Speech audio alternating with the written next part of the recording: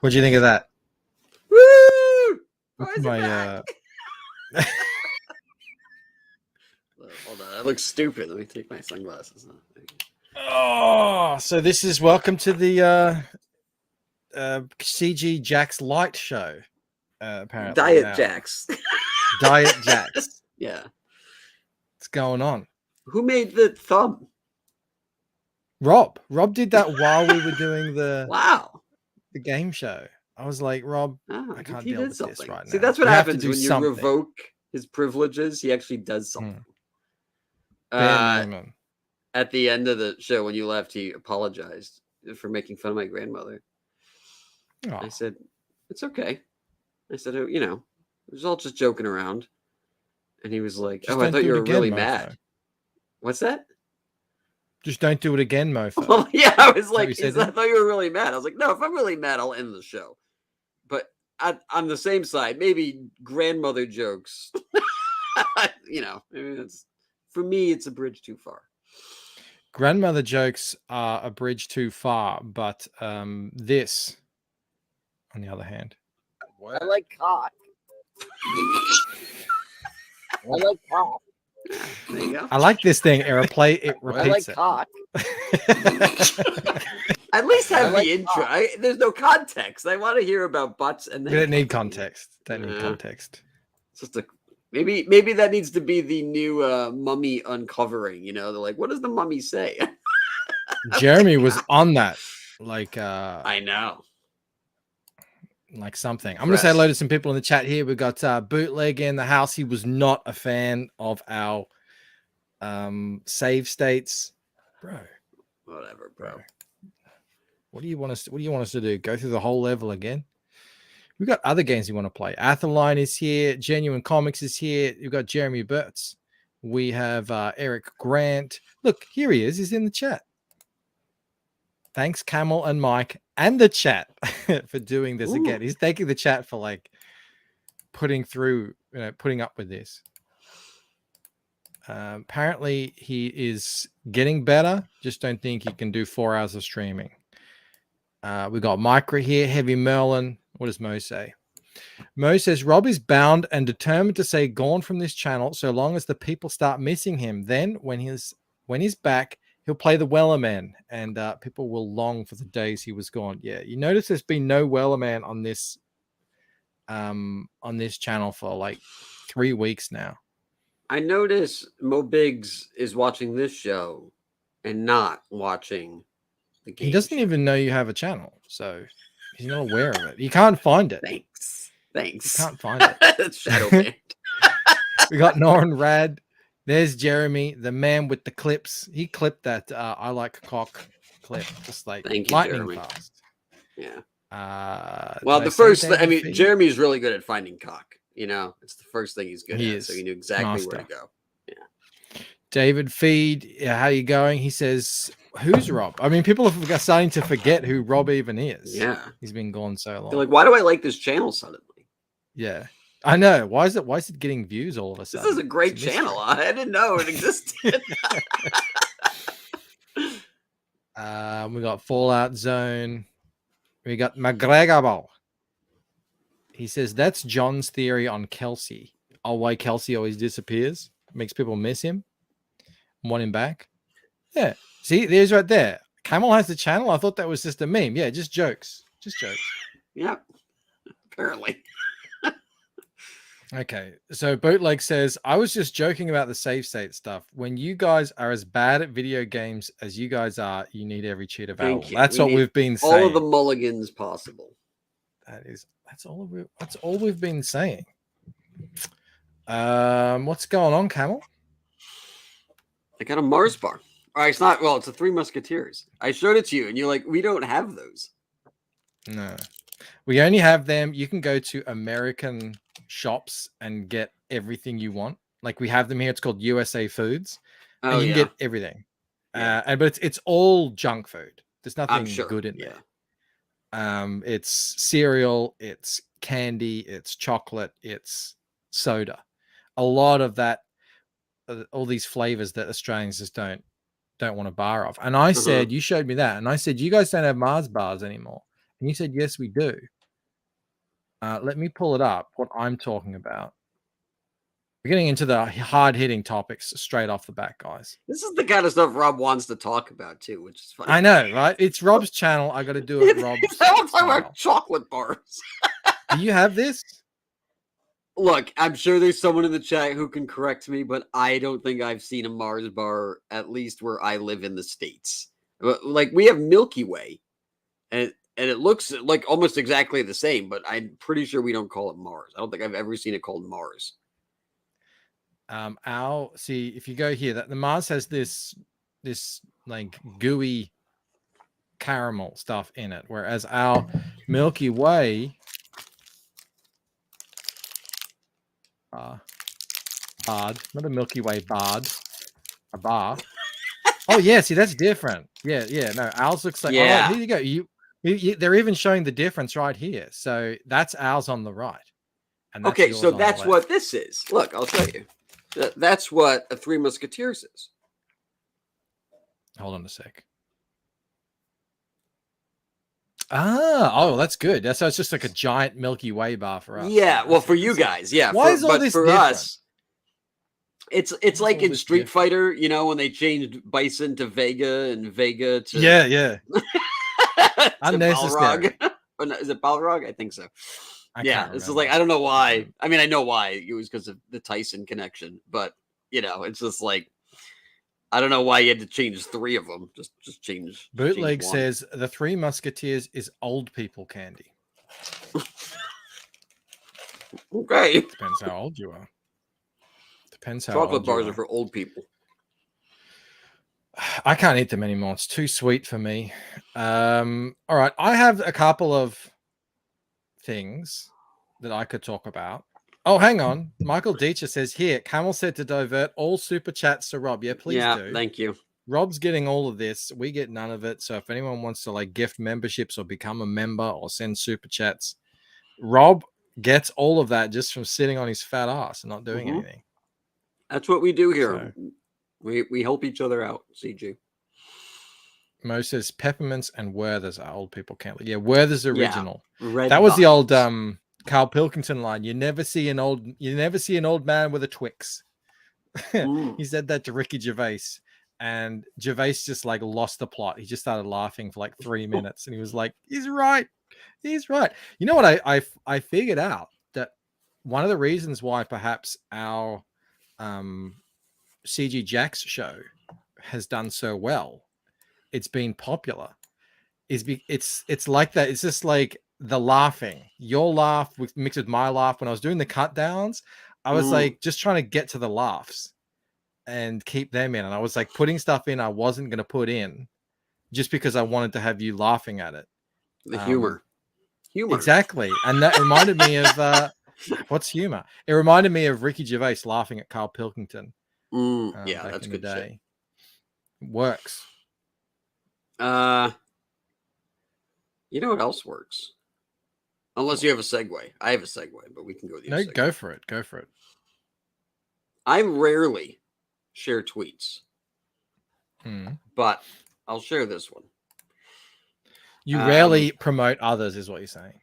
It's not that I don't want to. I just don't do it because I'm not on Twitter enough, and so I feel bad when people push my shit. But this right here looks amazing. This is Patrick's. I have a question. Have you got the sound on? You don't. I've got it as well. Oh, you have it. Oh, okay. Yeah. I want to share it with the sound on. Yeah. Because I'm wondering, I mean, it does look amazing. I'm not going to deny that. Is the sound a little on the nose? Because it's a very iconic sound. Well, you guys be the judge. Let me play this. Last of the Seeker launching tomorrow. Holy crap. I got to put that on. We've really been slacking on the old CG calendar. Just been too busy. Mel's been sick. a ball had to get dropped, and it was that. All right.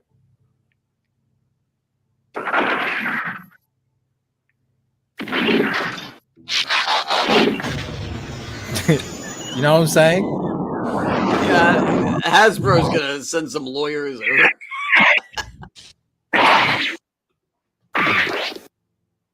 Okay, so rad, yeah. Let me play it again without the sound. But that yeah, that's sound there's no denying it, right? That's kind of unmistakable.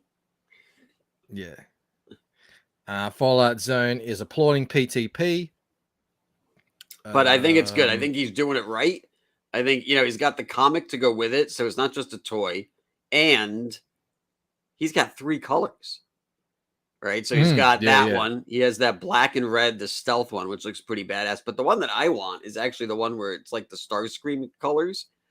I don't know how to get that. I texted him. I asked him. If anyone in the chat knows, how do I get the Starscream one? We can go check it out.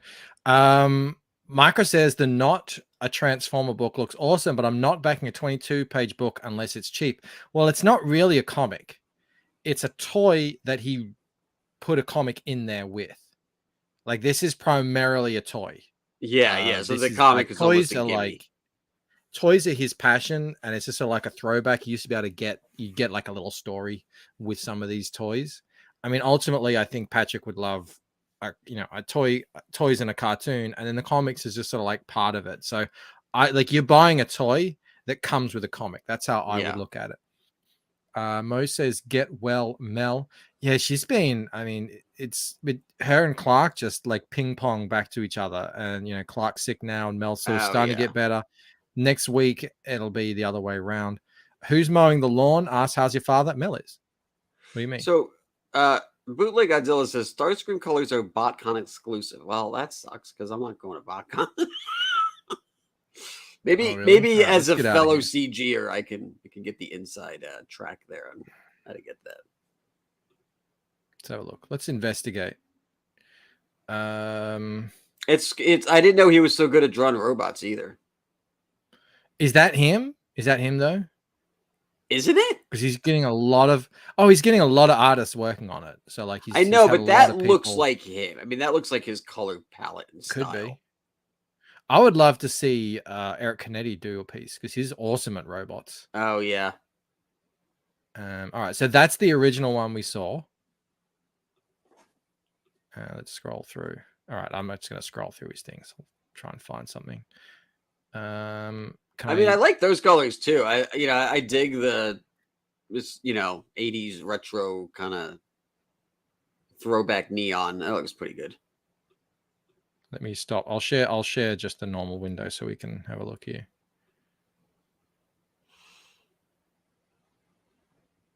Yeah, I remember him making a post about it, but I can't quite remember.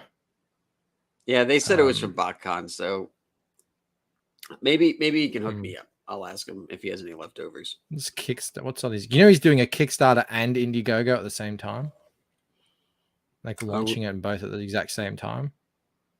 That's interesting. Yeah, I don't know if you guys have a pick of the all 3 colors that you can actually. You know what? I've probably got him right here. Let me stop sharing the screen. He's probably, because I'm in his DM group. He's probably sharing them in there. Where is it? Right press. I'm just scrolling up. He's sharing his Keshis. There's a bit of a naked man in there. Bootleg Godzilla says PTP got fired from Hasbro because he put a MAGA logo on a jazz toy. Is that true? No, I don't. I mean, that'd be crazy. Well, see, he didn't work for Hasbro, did he? I've never heard. Right, here we go. If anything, you should put it on. This is the BotCon line. Cliff Jumper. So this is what you can get at BotCon. So which one are you talking about? Because I don't know. I want the one all the way in the left. Because it's kind of like Starscream, but he's got that cool purple highlight on him. I like the black and red one too, but there's just something about the one on the left that I think is really cool looking. Earthmine said that happened, but to a different toy creator. Oh. Kishi? Yeah, he's got those little rubber things in 3 different colors that he's selling as well. So what's made up by with Eric the Hutfalls. with the Wheeljack or whoever this other guy is? I mean, I didn't know he did 2 robots. I thought he was only doing. No, he's got 2. No, I didn't even know He's about going all that. out, man. Yeah, he's doing it. I see all this stuff because I'm in his DM group. And Yeah. he'll just post all this like stuff he's working on. I've had him on to chat about it. He's doing a lot of stuff. Mo says, what the hell is BotCon? Is that where people on Twitter meet in real life? Man, that is so true. Every time I get followed by someone, I'm like, oh, I got a new follower. And then I check and it's just some It's a like bot. pretty face with 1 Yeah. follower. And I'm like, oh, fucking hell. Is there any way to get rid of them all? I think there is. Yeah, get off of Twitter. But it's like, I'm like, oh, my Twitter's, I've got over 5,000 people now on Twitter. How many of them are real? I don't know. Who knows? If someone out there is going to go to BotCon and they're going to pick it up, get one for me. I'm sure. I mean, look. How much are they? Does anyone know? I don't know. Probably $40-$50, but I don't know what he's selling it for. You're a toy guy. You would. Yeah, like a Transformer, he might get away with $80 because it's, crowdfunded. But like a Transformer, like a decent sized one is like $40-$50. So they're expensive. Like everyone I know who gets them, like growing up, only rich kids played with Transformers. Or, as I got older, it was just like older collectors who were into it because they're really, really pricey. I have about 6 or 7. And I got a couple when the movies came out, but they were much smaller. Like they didn't make them as big for the movies. They, because they had to have like price appeal for everyone. So. Hang on, Lethal Diva actually has a real point here to make. But before I get to that, Mobig says BotCon is going to be empty with ThoughtCon just down the street. Yeah, you want to go to ThoughtCon. That's like you get to go see women, showering in bikinis and bathing, and you get to scoop out some bath water. It's really exciting stuff. So Lethal Diva says that looks too much like Starscream. He's really taking a gamble with that. Well, on top of the old sound effect, he's like he has no F's to give. He doesn't seem at all concerned over. I mean, I don't know, like if it's enough to get a C&D from Hasbro. I think that because like if that was the case, I mean, there are so many companies in Japan that are making their own Transformers. Like that would be the biggest uphill battle in history. So I don't know if that's really. Patrick was telling me that no one has even tried to make a actual new transforming robot universe in the longest time because Transformers is just so ubiquitous with that genre that no one even really bothers. Yeah, it's a tough. But did Transformers invent that genre? Like, I don't know. Well, Transformers, if I recall, was a composite of like other things that were happening, and then they essentially like took like some of the what's the white. Oh God, I used to know all their names too. There's like a really big spaceship that was actually just ripped from another toy line, and they just kind of like threw it in there, and then I think they had the toys first, and then they like tried to figure out a storyline after the fact. Jetfire, thanks, or Skyfire. It was one of, I think it was Jetfire, and they changed it to Skyfire, or it was Skyfire and they changed it to Jetfire. But it had Rob's like, I can't believe this is the show I'm not on. They're talking Transformers and I'm not even on there. Transformers and candy bars. Yeah. We're going to talk about late books next. Bootleg says, not a gamble at all. Hasbro only goes after bootleggers, not third-party creators. Well, they're just so big, they're like probably don't even worry, Yeah. But yeah, it's cool. Yeah, I remember reading a history of the Transformers once and about how like essentially the guy was it Jim Starlin? I think it might have been at Marvel Comics was just like tasked with writing some semblance of a story. And so he came up with like everything essentially. And the energon and the fight for energy and the coming off the Cybertron planet, all that stuff. So it was all really just sort of created, after the fact, even after the toys were being built. Next topic will be boobs. How big is big enough? Bob. Oh, maybe it was Jim who tasked Bob with it. Yeah. I want to find. I'm looking at for Brian Shearer, because he also did I don't know if they were Transformers, but they were definitely like. They looked similar. Let me stop sharing this. Do you know Brian Shearer, comic book artist? He was he used to work on. He may still G.I. Joe books. That was his bread and butter. I met him. I didn't met him. I became aware of him through this William the Last that he put on Webtoons, and then he started hanging out with CG. He sort of fell in with the Doug TeNapel crowd back in the day. So when that whole falling out thing, we didn't really remember seeing this when I first got to CG. Yeah, we didn't really see him much after that. I don't know if he I don't know, had a bad experience or whatever. Max Hammer says it's great. Are they Transformers or are they just robots, Max? I don't know if they transform. But yeah, he's a great artist, and he seems like a pretty cool guy. I remember he used to do like vlogs, daily vlogs, where he'd smoke a pipe and just opine on comics.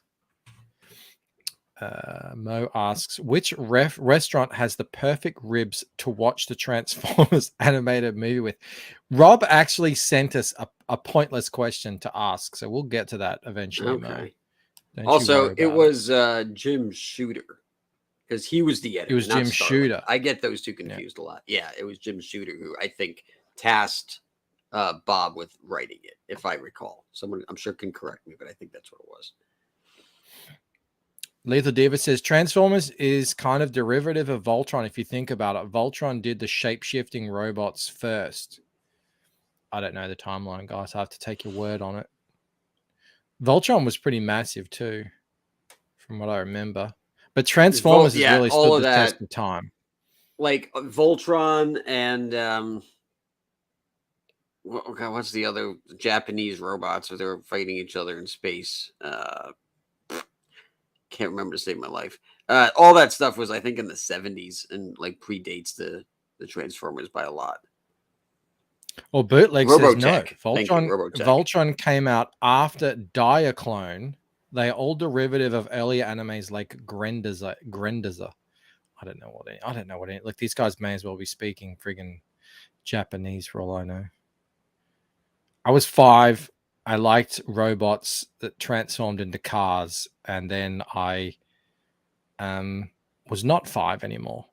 But this stuff is still cool. Yeah, Robotech and Gundam. Yeah, Gundam I never got into either. I had a Gundam game once, and I had no idea. The first time I ever saw a Gundam was on Ready Player One. I mean, the guy becomes a Gundam. Wow, yeah, okay. Like, it looks Japanese. I don't know what it is. Robots with lightsabers. Yeah. But so that's kicking off tomorrow. For Patrick. Yeah, that's pretty exciting. I'm thinking this is going to be huge. I think it's going to be bigger for him than any campaign he's had. Why do you think that? I just think it's firing on all cylinders. I think it's something that, like a lot of people are interested in or will gravitate towards. I think out of all the projects he's launched, it's piqued my interest a lot. I think, the idea of selling a toy of that caliber and level and a comic, I think everything is winning. I'd like to say 6 figures. Maybe it'll be his first 6 figures, but it has potential. It definitely has potential.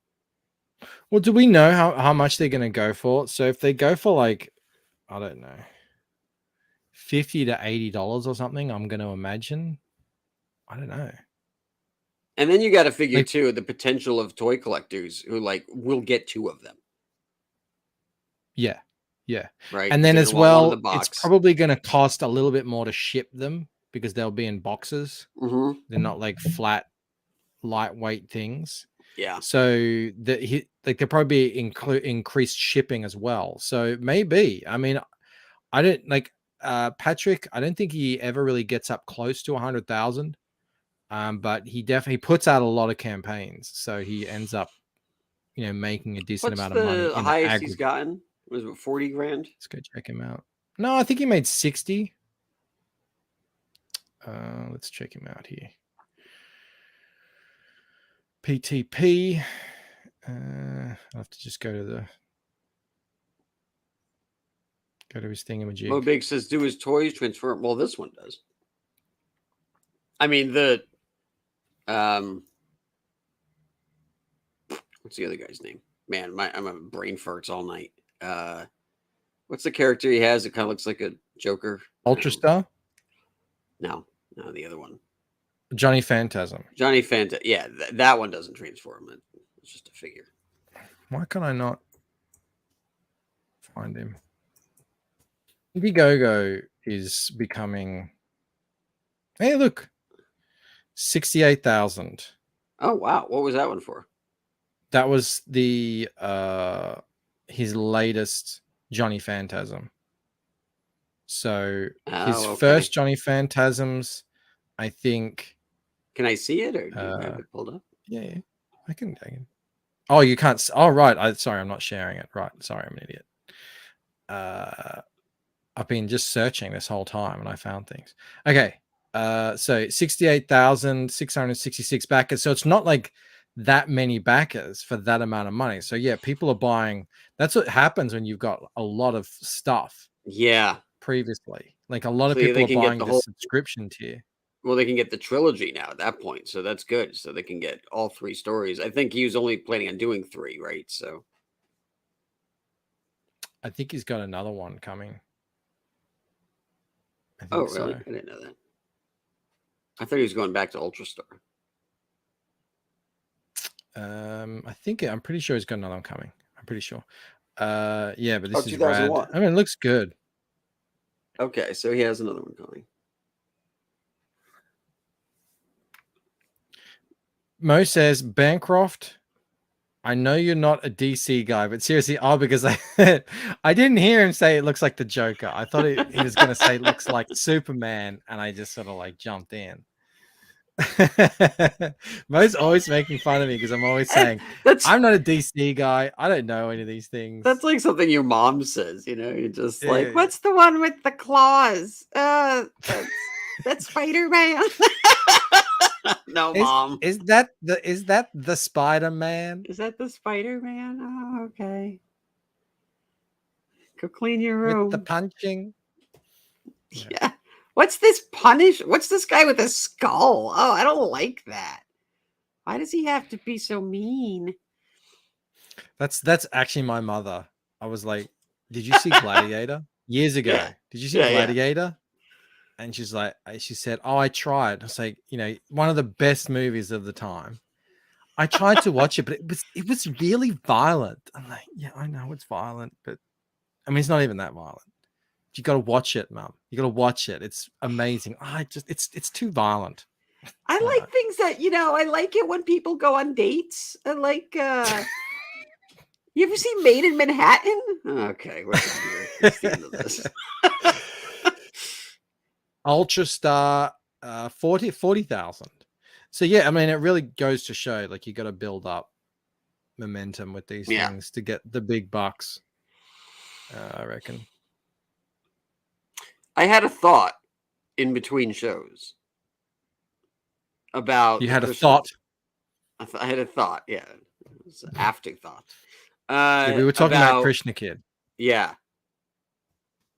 I know it's not what he wants to do or plans to do, but I would consider taking it down. I think that would really stick it to him and then make a big stink about it. Just be like, look, you're not promoting this. I'll launch on my own or somewhere else. but I shouldn't be I shouldn't be giving you any money. Like, you should not be taking a cut if you're not willing giving to me the full service. Yeah, I would just be like, you know what? You're not fulfilling your end of the bargain, so I'm out. Return the cash, because he's not. I mean, it'd be great if he ended up making the 10 grand, but like a book like that, I think he wants to make more than 10 grand. So either do it on another platform, do it on change the name of it, do something. But I think to just let it fly under the radar like that, I think that kind of it's allowing Indiegogo to do that, and I think that's a problem. Get away with it. Yeah, no one's stopping them. Like, no one's like, what can we do? Because we're so reliant on them. I know. And they just have us bent over a barrel. Dave says, I can't back Krishna Kid. I get an error each time and no idea what's causing it. I can back other books. Oh, see, that's weird too. How many people are like that? That's the thing. Mo says, this topic is treacherous ground for Bancroft. Last time he gave Rod the full service, he couldn't talk for a week. And that what does he mean by that? Yeah. Oh, remember when I lost my voice? Oh, yeah. He's implying that that's after I gave Rod, quote unquote, the full service. Mm-hmm. Yeah, look, there's nothing more frustrating when you got a live campaign. Look at this, to make money. Like, you got a live campaign and all these. Look, here's this guy. He's got $278 raised, and it's number 3. Yeah, and you're like, and he has 29 days left. Like, yeah, bruh. Here's She, which has been. When did this end? Like a week ago, 2 weeks ago. No. Oh, a while ago. May. Oh, shit. It ended in May, and you're like, I mean, I love you, Billy. She is awesome, but time to step aside. Obviously, this has nothing to do with Billy Tucci. It's like Indiegogo, like, clean this shit up. This is so frustrating when you've got a book out. Well, they have Jawbreakers Forever there. Oh, that's newer. That's that's the newer one. That's the $1. Oh, that's the newest but one. Still, okay. This one's launching soon. It's not even live. This one's got $200. It's just. Also, I didn't know you could be here if it's launching soon. I thought that was another section. Neither did I. Neither did I. And this is it. This one's ended. This one's ended. You can't even back it anymore. You know? Yeah. No, I know. This is taking it's ridiculous. And then you can't get yours on there because why? Because they don't want to offend Hindus, even though it's apparently a pretty sort of faithful retelling. I 100% bet you that's what it is. That's all. Yeah, but like, why should I have to? Like, I don't know. I mean, if it was anything else, right? If it was like, I don't know, Billy Buddha, or if it was, well, yeah. I mean, Mo Big says Shinobi Sasquatch. Like, yeah, I don't know. I don't know, like, what the cutoff is. Look at this. So, okay, this just launched. Yep, this just launched. And then these ones, I don't know if they just launched, but they've raised tiny amounts, and then they don't even fill out this, like, what's that one with $16? Doing this website? Can we click on that? I want to see that one. This better not be porn. Why does he have 3 boobs? Let's not laugh at other people. I know it's part of the. All right. It looks kind of like 3 boobs, bro. It looks like one pointy. This is so frustrating. Look, why not have these 2 slots filled in? It doesn't make any sense. You got to click View All Trending, and then when you click View All Trending, it takes you back to, like, this is trash. This is absolute trash. Can you go to Comics Go to Coming Soon, or whatever it's called? I think it's called Coming Soon. But hang on, look, I've clicked in Comics, I've clicked in Just Launched. I want more because it only shows, what's that? 7. Yeah. Out of all the comics, you hit View All Trending, and you get taken back, and you get this.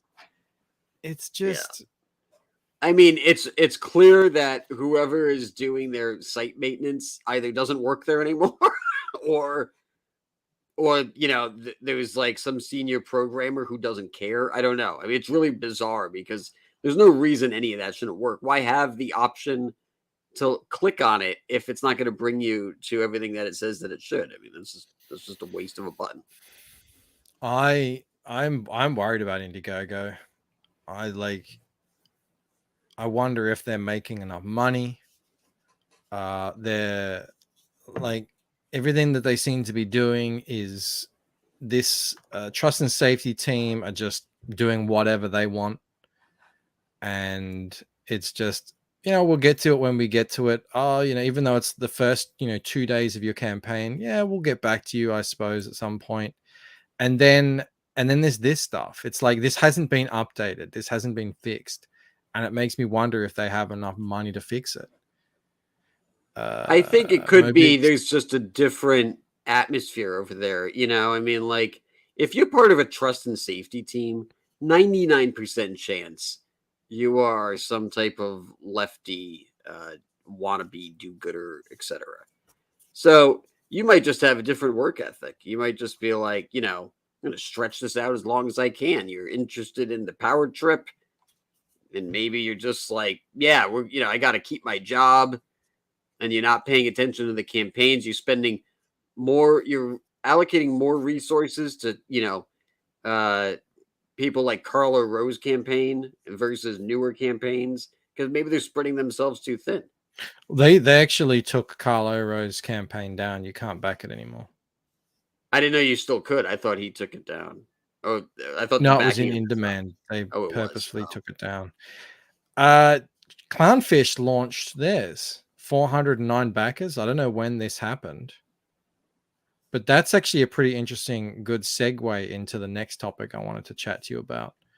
But before we do, let me just grab. Dave asks, why is the book with Wesley Snipes only at 11,000 with 14 days left? Well, it's a 15-day campaign. It's just sort of like a follow-up campaign. Like most people, I imagine, have already backed it over on Kickstarter. So yeah, because it was over like $100,000 second there, right? 140, I think. Yeah, they made over on Kickstarter. I mean, that's not nothing. Mo says that book would have been more compelling if it was 3 boobs. 3 boob babes. Bootleg says it makes no sense why they aren't pushing the Snipes book. Well, they don't really push books. They don't do that like Kickstarter does. They just have an algorithm that works most of the time, but not every time, unless you like shadow banned or something. But it's at the top. It's at the top of the algorithm. Critius O'Roe, says Jeremy. Yeah, we talked about that already. But all right. So do you know Clownfish? Yeah. This is their book with Jose. I don't know when this launched. I'm gonna go check out Clownfish TV. So I like their videos.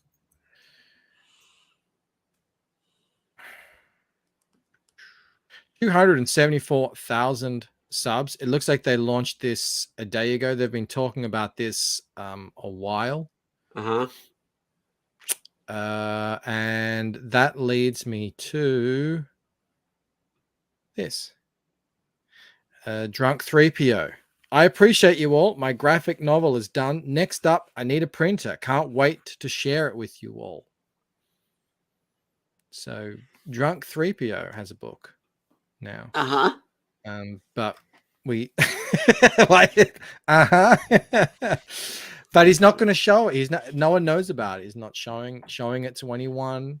It's sort of like this I don't know, is this the Eric July the Phantom now? Project? Yeah. Yeah, I don't know. We discussed this a bit in the Ivory Tower room, I made my feelings known. I get weary when there are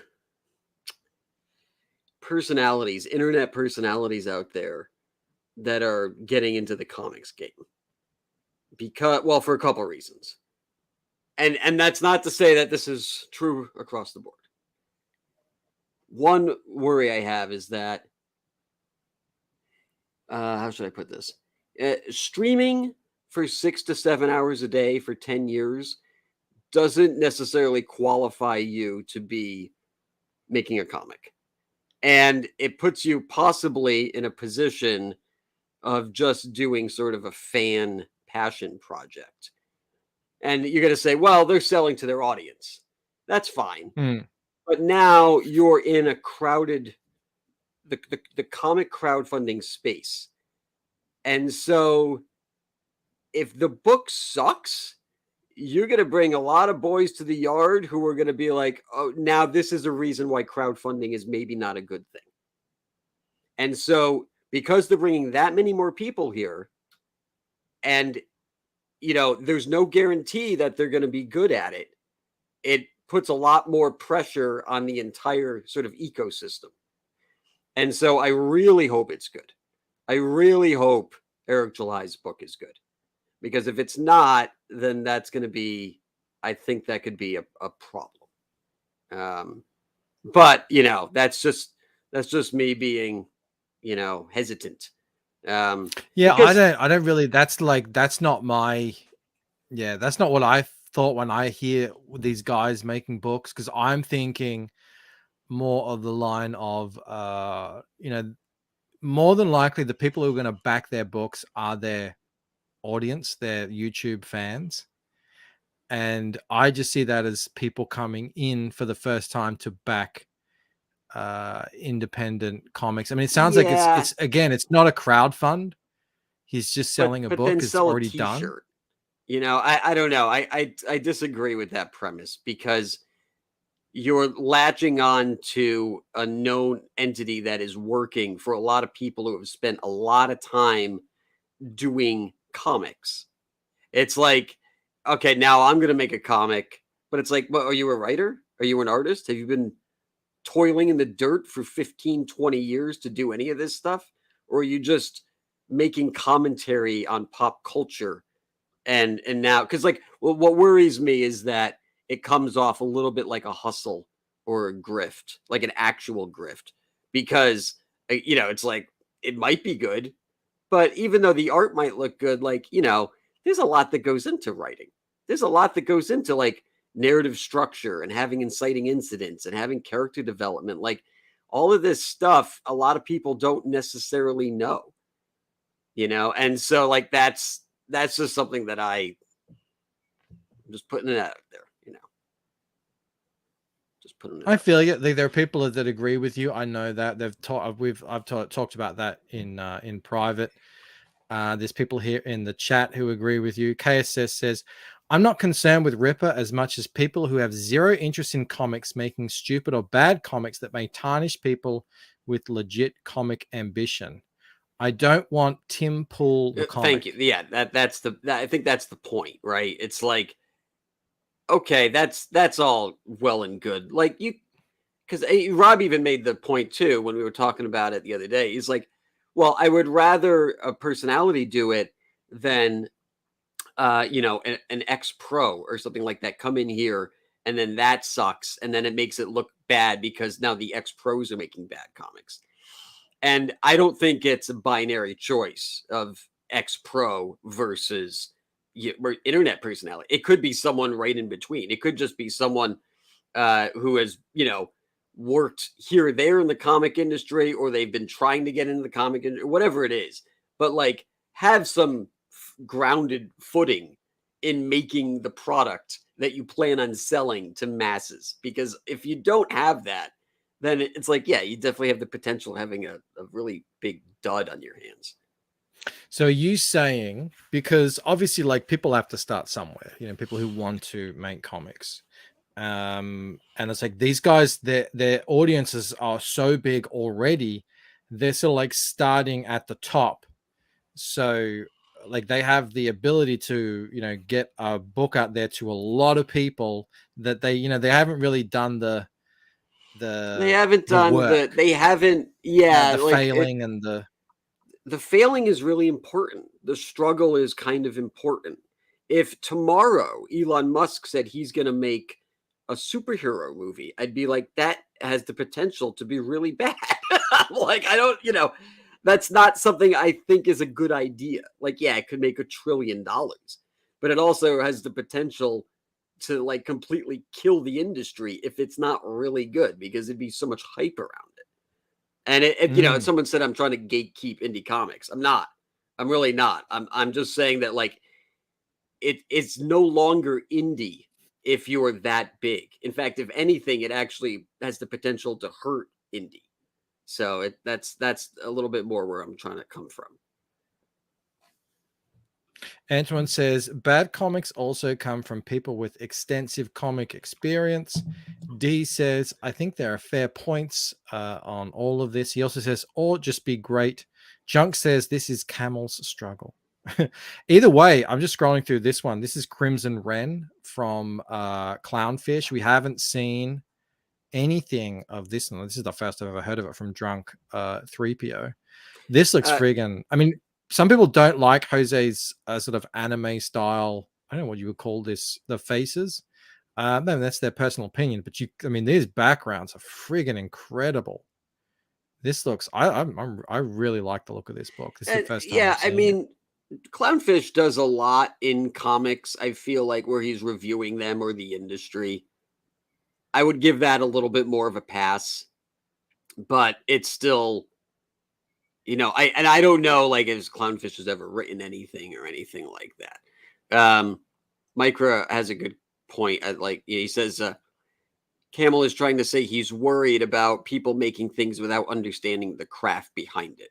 Yeah, that's pretty much what. Yeah, well, here's the thing. So, why do Camel and I spend so much time on YouTube? It's so that when it comes time to promote our books, we have a platform from which to sell them. But we're like, we came into this through comics, like wanting to make comics. And when this whole crowdfunding thing blew up, I was thinking, all of these pros like Silvestri and Finch and Capullo, whoever it is, will go, wow, this is where some big money is at, is this independent creator owned crowdfunded stuff. I'm gonna like go in there and make $1 million. I'm sure they would. But I think what we didn't really anticipate was at the same time, you're going to have people who already have audiences that don't necessarily have the knowledge, who are going to be looking at it and seeing the exact same thing and be like, so I guess all I have to do is hire an artist, hire a colorist. It cost me $10,000 to $20,000. I'll easily clear 50,000 to 100,000 on the book when the campaign goes live. So whatever, no problem. And away we go. And then your concern is that this could, if these books are not actually good, they're so prominent in the space that they can have a detrimental effect on a reverse on the dire effect. Yeah, like imagine it's the opposite. Imagine tomorrow Jim Lee is like, I'm going to cut a rock album. And we've seen that, right? We've seen actors who are like, oh, I have a band and they're terrible. Hey, Russell Crowe has a band. It's called 30-odd Foot of Grunt or something. You could make the argument, which would be counter to mine, which would be fine, to be like, well, Russell Crowe's rock band didn't kill the rock industry. It's like, that's true. I mean, if anything, it actually maybe just hurt Russell Crowe. So, but I think just because the space is still so new and because there's so few options, I mean, there's a lot of options, but technically there's less than 100. That's few. Then it's like there is a very bright spotlight on it. And so like, it needs to be good. People are pointing out that Clownfish used to work in comics. Yeah, I didn't think this discussion is about. Are we looking at? We're just looking at it. I didn't bring it up because of Clownfish. Because it's something to look at, and we don't have anything to look at on this one except a repeating Chris Pratt Pratt gif, and I didn't want to look at that. So I actually have, I mean, this book looks great to me. You know, if any large sort of culture critic channel were to make comics, I think Clownfish would be really a good candidate for that. I'm more optimistic. I'm sort of more of a, yeah, I mean, the more the merrier kind of guy, I guess. But I always don't, I'm always never worried about like, how's that going to look for you, and the flow on effects and stuff like that? Because I always just think like, I'm just doing my own thing here, but I know not everyone thinks like that.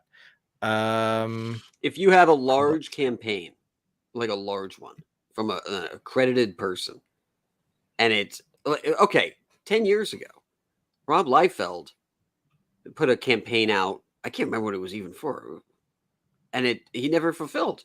Was it Youngblood? I can't remember. And that was it. He just abandoned it. I'm done.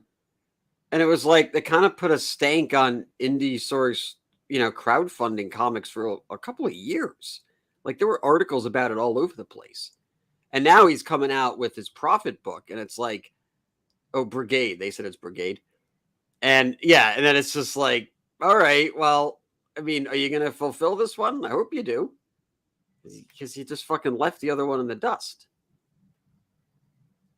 It is true that massive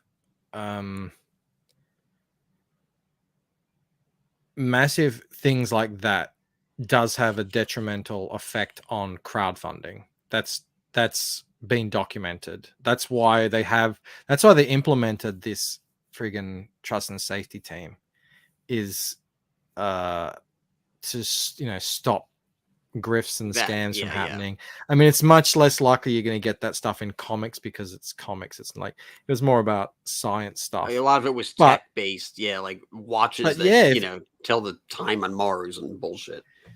It's true. If a big name that, you know, you would think would be trusted comes out and then doesn't ever make his book, and people are still waiting on it years later. I mean, that's potentially people who were like, F it, I'm not buying any of these crowdfunded things anymore. And then that's someone that we've lost. I got to thank D, our man D, in the chat. He gifted 5 memberships to Replicator that neither Camel and I get any benefit from. I don't think D has ever gifted memberships to me.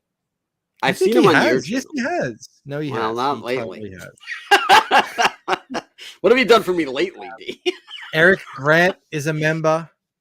No one else grabbed it. So, yeah, guys, hit that green membership thing. Hit the thing to say allow gifts, and hopefully the memberships will roll in. What is Camel saying? No, what is Camel? What is Mo saying? Hang on. He's saying read it. Am I? Do you want me to read it, or do you want to read it? No. Okay, I get yelled at if I don't read his jokes. Paul Robb has to listen to his all-time favorite band. That's 30 Odd Foot of Grunt by Russell Crowe being trashed on his own channel, and he can't defend them. Oh well, we'll have to get over it. Well, Mo had a point before. Yeah, he said, I think Cam was trying to argue that some of the people they are reaching could have eventually been reached anyway. And then if they had a bad experience, they may be lost forever. Yeah. I mean, yeah, sure. I mean, there's definitely that potential that if someone is just like, hey, I've never done this and I'm going to buy this comic. And that could have been someone who was, you know, like looking to get into the space, and then it gets fucked because it's a massive, massive, you know, personality.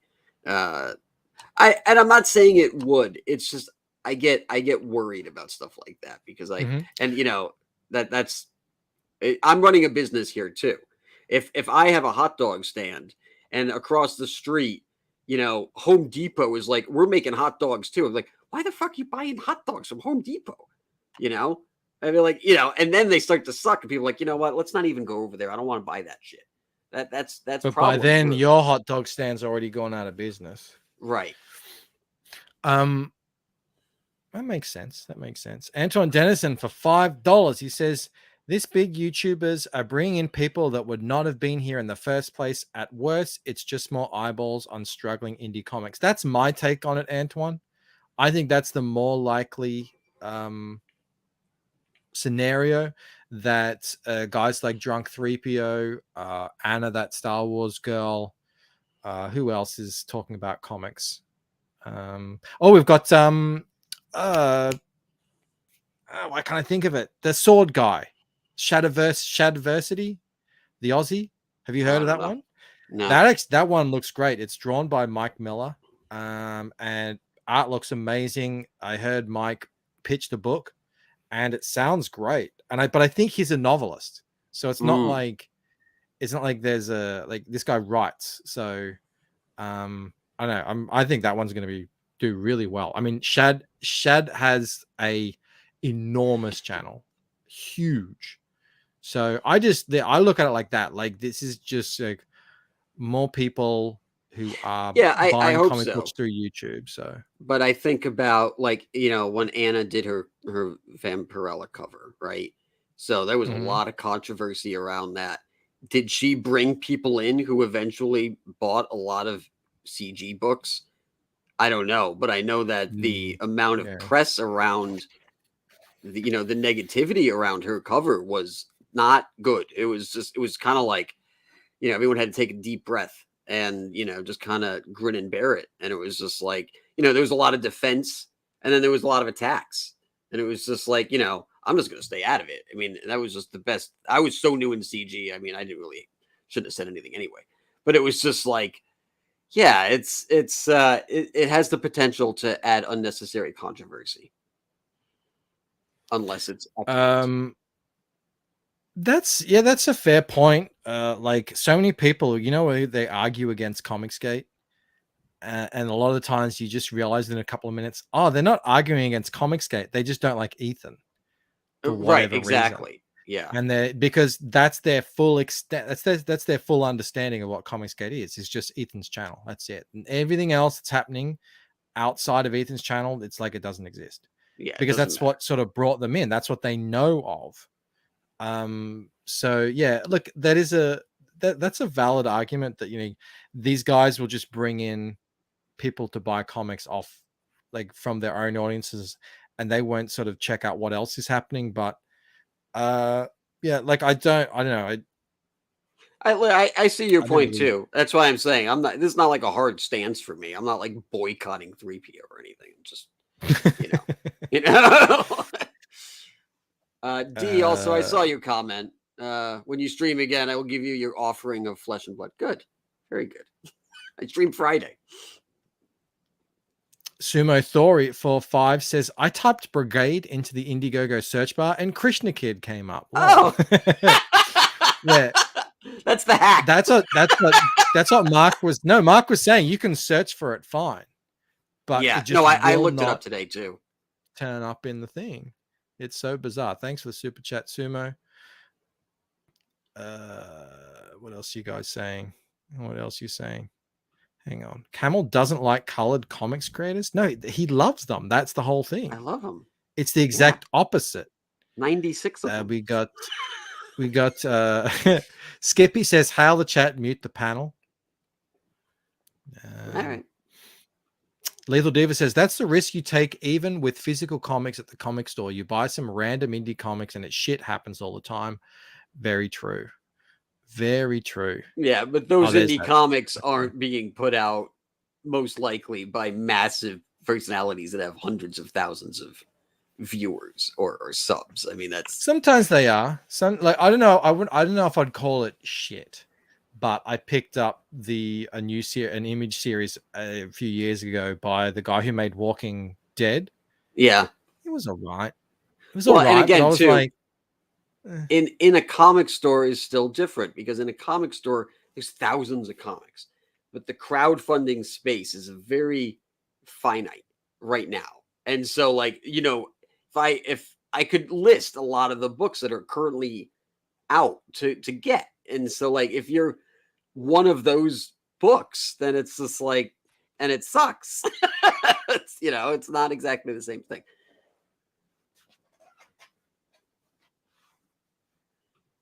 Jav Styler says, I don't want to come off as harsh, but there have been a lot of new disenfranchised Marvel, DC, Disney consumers Unfortunately, E burnt a lot of bridges and also hates the anime and manga community.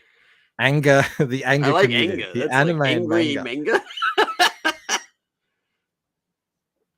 Yeah, I don't know about. I mean, I know he's got an ongoing beef with some of the guys in the Geeks and Gamers, or they don't like him. I don't follow it too closely, but look, I think we're doing very well here, and we are guys like myself, Camel, Rob, Phil Diaz, CG UK people, Jeremy, Lord Crackhead. Our reach, our footprint, our channels are really growing. Andy Summers is another one. Look at John Malin's channel. He gets like 800 people into his streams now. Like the whole thing is, my idea is that eventually it won't all just be on the shoulders of one man to sort of keep the whole thing running. Because then it's just like it's not it can't work well like that. It can work. It has been working. It does work, but we're so far away. Like our channels are doing well, but like not that well. We're still so far away. And I think it'll just get to the point that where it won't matter as much. We'll have all these sort of islands of different promotional spots within ComicsGate. If someone has a beef with one other person, all right, well, they just sort of go to one of the others. And that's like, yeah, that's probably a preferable thing. Blade Runner says Anna has still never claimed to be ComicsGate or even said the word ComicsGate. I am sure Anna has said the word ComicsGate before. I mean, I don't know. I mean, she streams 60 hours a week. I'm sure it's I don't think I think we're moving away from the sort of ComicsGate is a club with a secret handshake sort of thing where you have to claim to be ComicsGate. I just think that's going to matter less and less.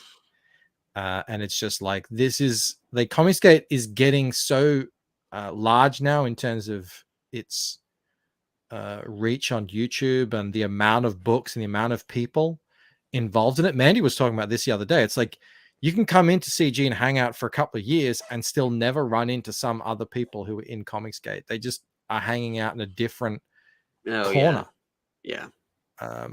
So I just don't. There was probably a time when it was sort of like shield wall, and we were all in there.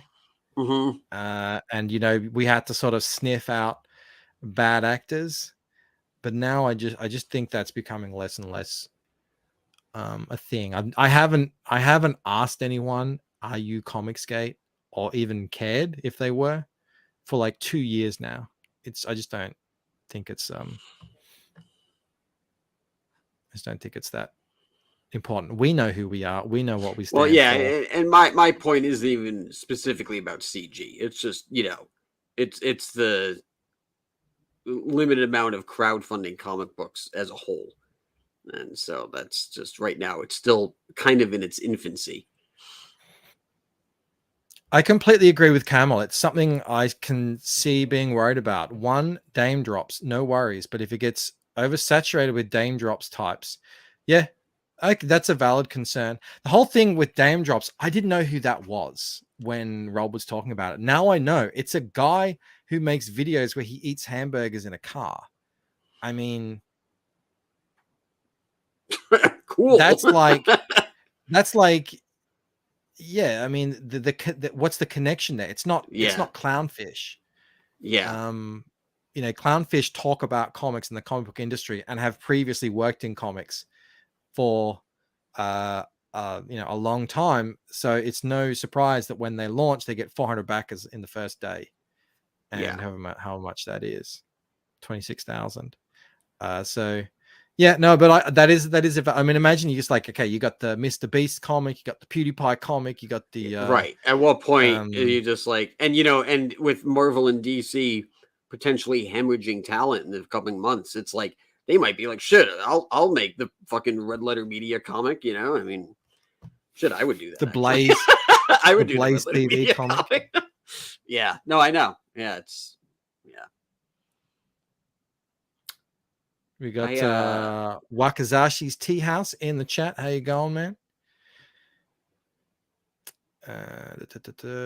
Marumi says he's even heard it in person. I think he's talking about Anna saying ComicsGate. Yeah, like again, it's just I think the days of like saying, hey, we need to get Wesley Snipes to say hi ComicsGate. I think it's just like I think we've moved a bit past that. I don't know. Maybe I'm he wrong. would be Maybe so you guys disagree with befuddled me. by the comments. He would like, what does that even mean?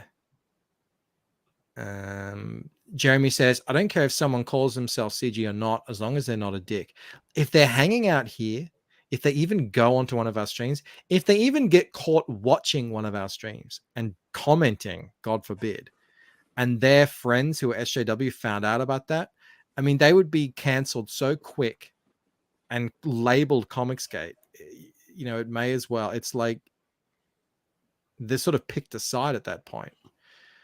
Bancroft's short videos are getting popular. The SJWs are starting to pop up in the chat. I've noticed that. Yeah. Or even like SJWs and I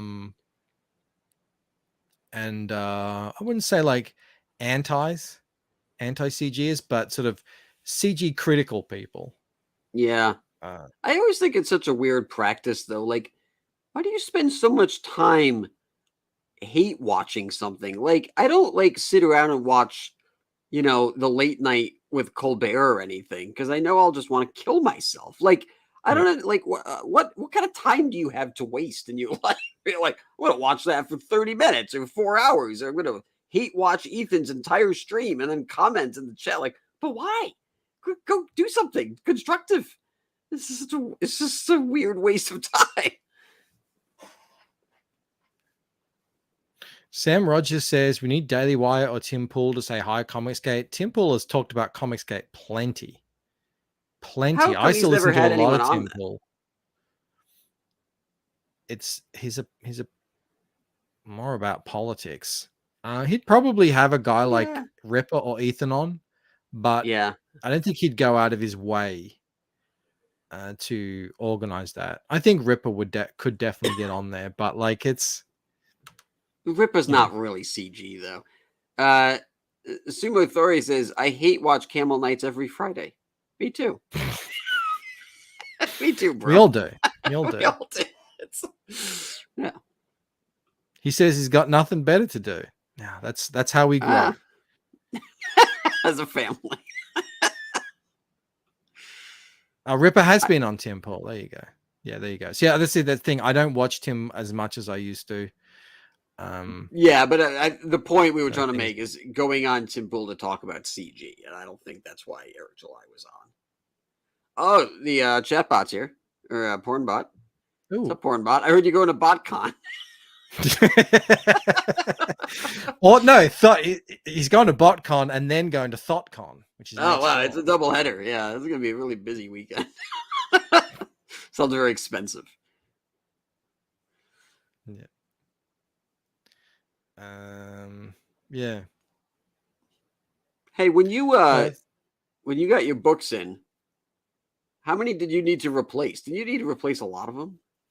About from the big batch, I ordered 1,500 and I lost about 500.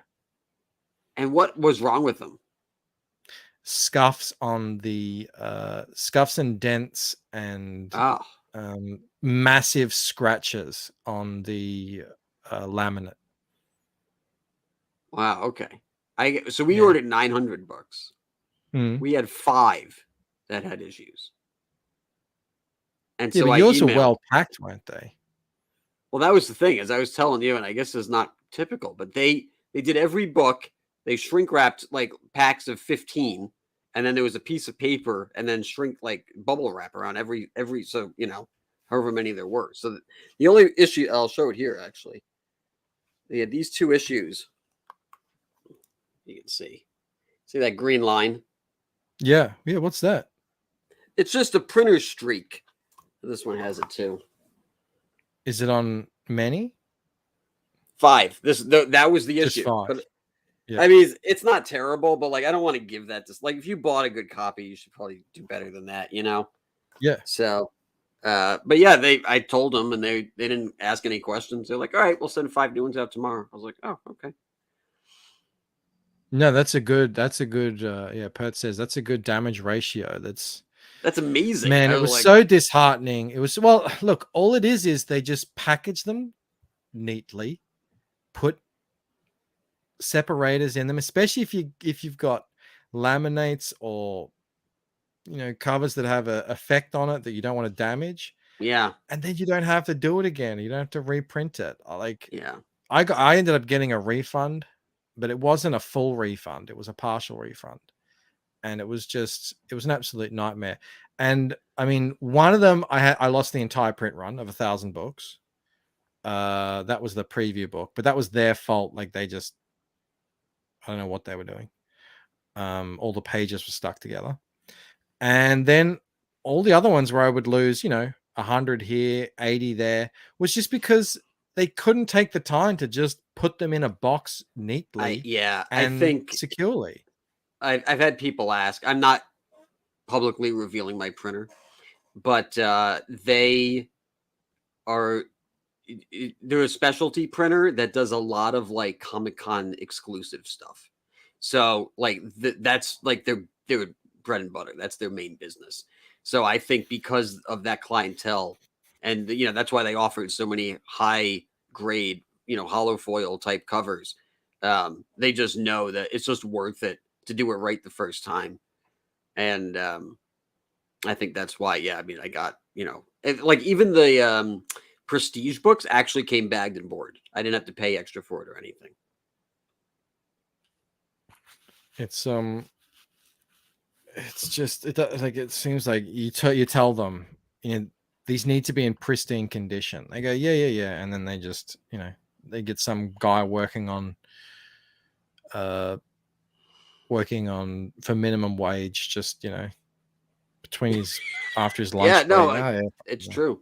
I mean, I had Fuck 'em in there. the printer, gave me his cell phone, and they were like, "You're my main job this week." It was much more of a real service. Like, it was very good. Perth Comics Mo says says Camel Pro secrets. Mo says, I won't reveal Camel's printer either, but it's a home printing business and the owner's name rhymes with Morge Malexopoulos. No, I don't think it's him. Do you know who that is he's talking about? Yeah. They did a great job, but Camel won't send them any customers. Well, it's like you were telling me this about the other day. Like you do like 6 months worth of research and you figure it out.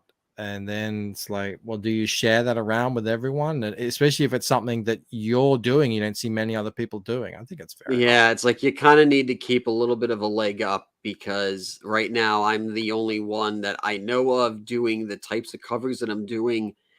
That's not Ethan, right? So Ethan has cornered the market on those really nice covers, and I found it's not the same printer, but it's nice to be able to do that stuff. When I did the lunchbox, I had a bunch of people ask me where the lunchbox came from, and I told them, and everyone did a lunchbox. When I did the standees, I had a bunch of people ask where the standees came from, and now more people are doing standees. So I kind of, unfortunately, you need to keep a couple aces up your sleeve in this business just to make sure that you have product that is special to your brand. It's just what it is. It's like everyone will always sort of talk about ComicsGate and compliment how everyone is just so willing to help everyone out and You're like, but share Camel says, fuck everything. them. What a weird segue. Well, I mean, it's also like there's that, but it is to a degree.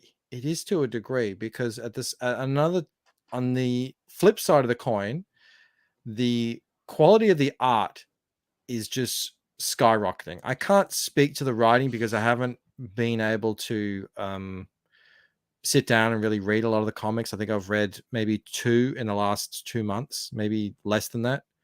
But the art and the offering like what you actually receive.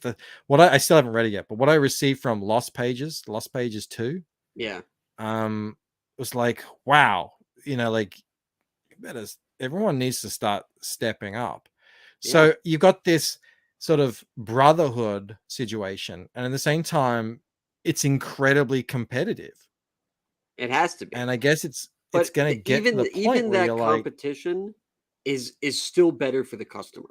If it goes exactly what I was saying earlier about some guy coming in and like, I'm going to make a comic and I have no experience.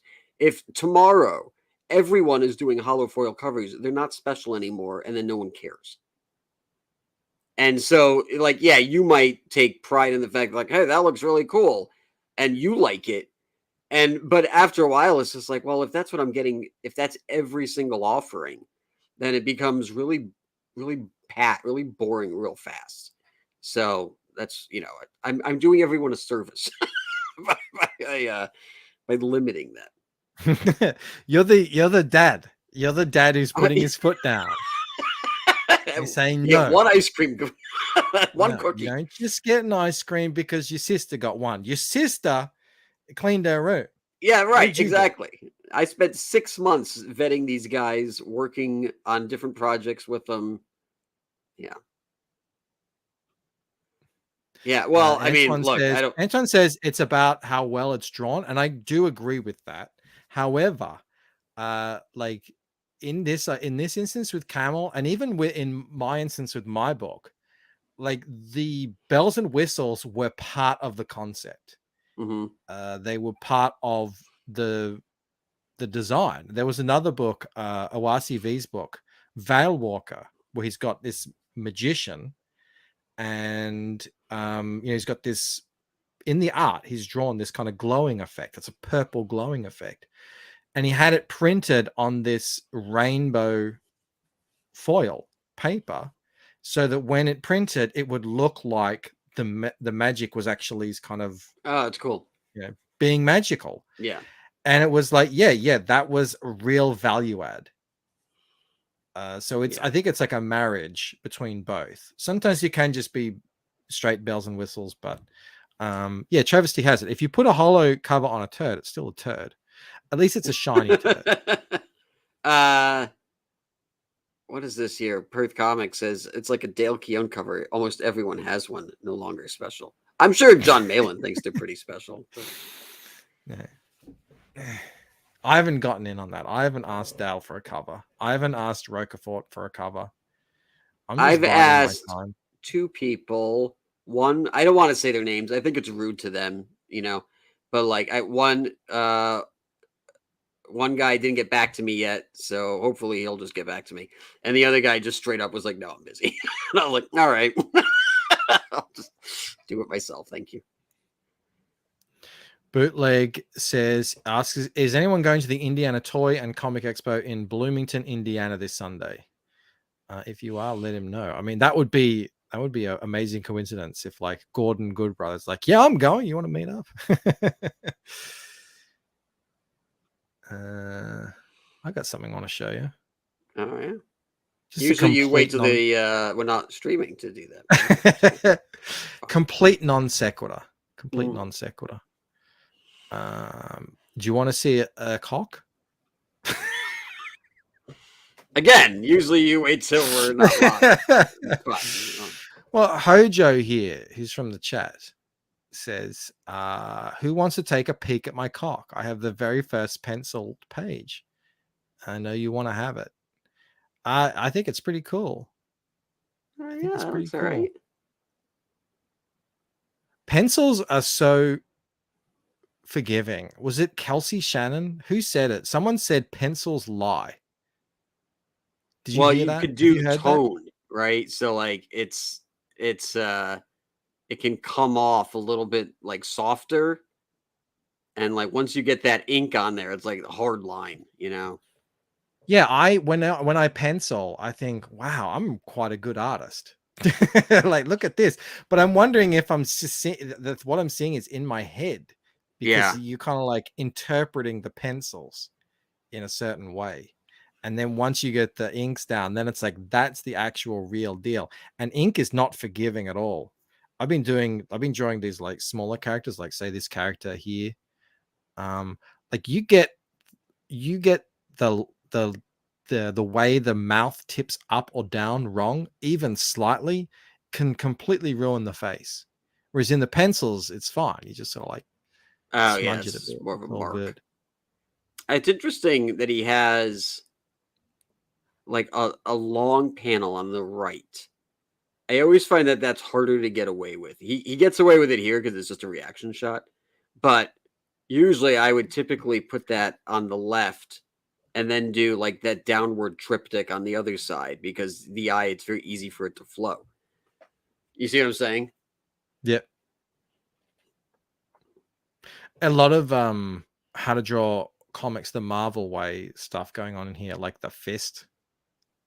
Like close up on the fist with the character in the background. Interesting dynamic. That's like a really unusual angle, that down one there. But I like this. I think this is rad. I don't know anything it's about. It's called Mythicals. There's nothing. It's a horror. It looks like there's nothing you can sign up to yet. But follow Hojo is at HW Despa on Twitter. Hang on. What are you guys saying? Antoine says, I hope you keep doing all the art for the Lucent. Having multiple covers in multiple styles diminishes the brand identity. Well, on my books, I will be doing my covers, yes. But on the sort of side books that say Rod's doing, I'm not against getting variants done. Perth says, I got asked to contribute to a CG project, but it's secret for now. Super happy. Oh, cool. Looking forward to it. Hang on. What does Bootleg say? Your art is all cheating, Bancroft. Just a bunch of save states. I don't deny it. Yeah, anyone who draws a picture and saves every 20 minutes, they're not a real artist. I know. Antoine says, these pencils have a nice feel. There are a few compositional issues, some tangents. People need. Yeah, I don't want to go into it. That's not my place. I just thought it was cool. I was like, oh, I knew Hojo had a book in the works. I'd never seen anything. And I thought, Mum looks pretty good to me. I mean, it's like it's sort of a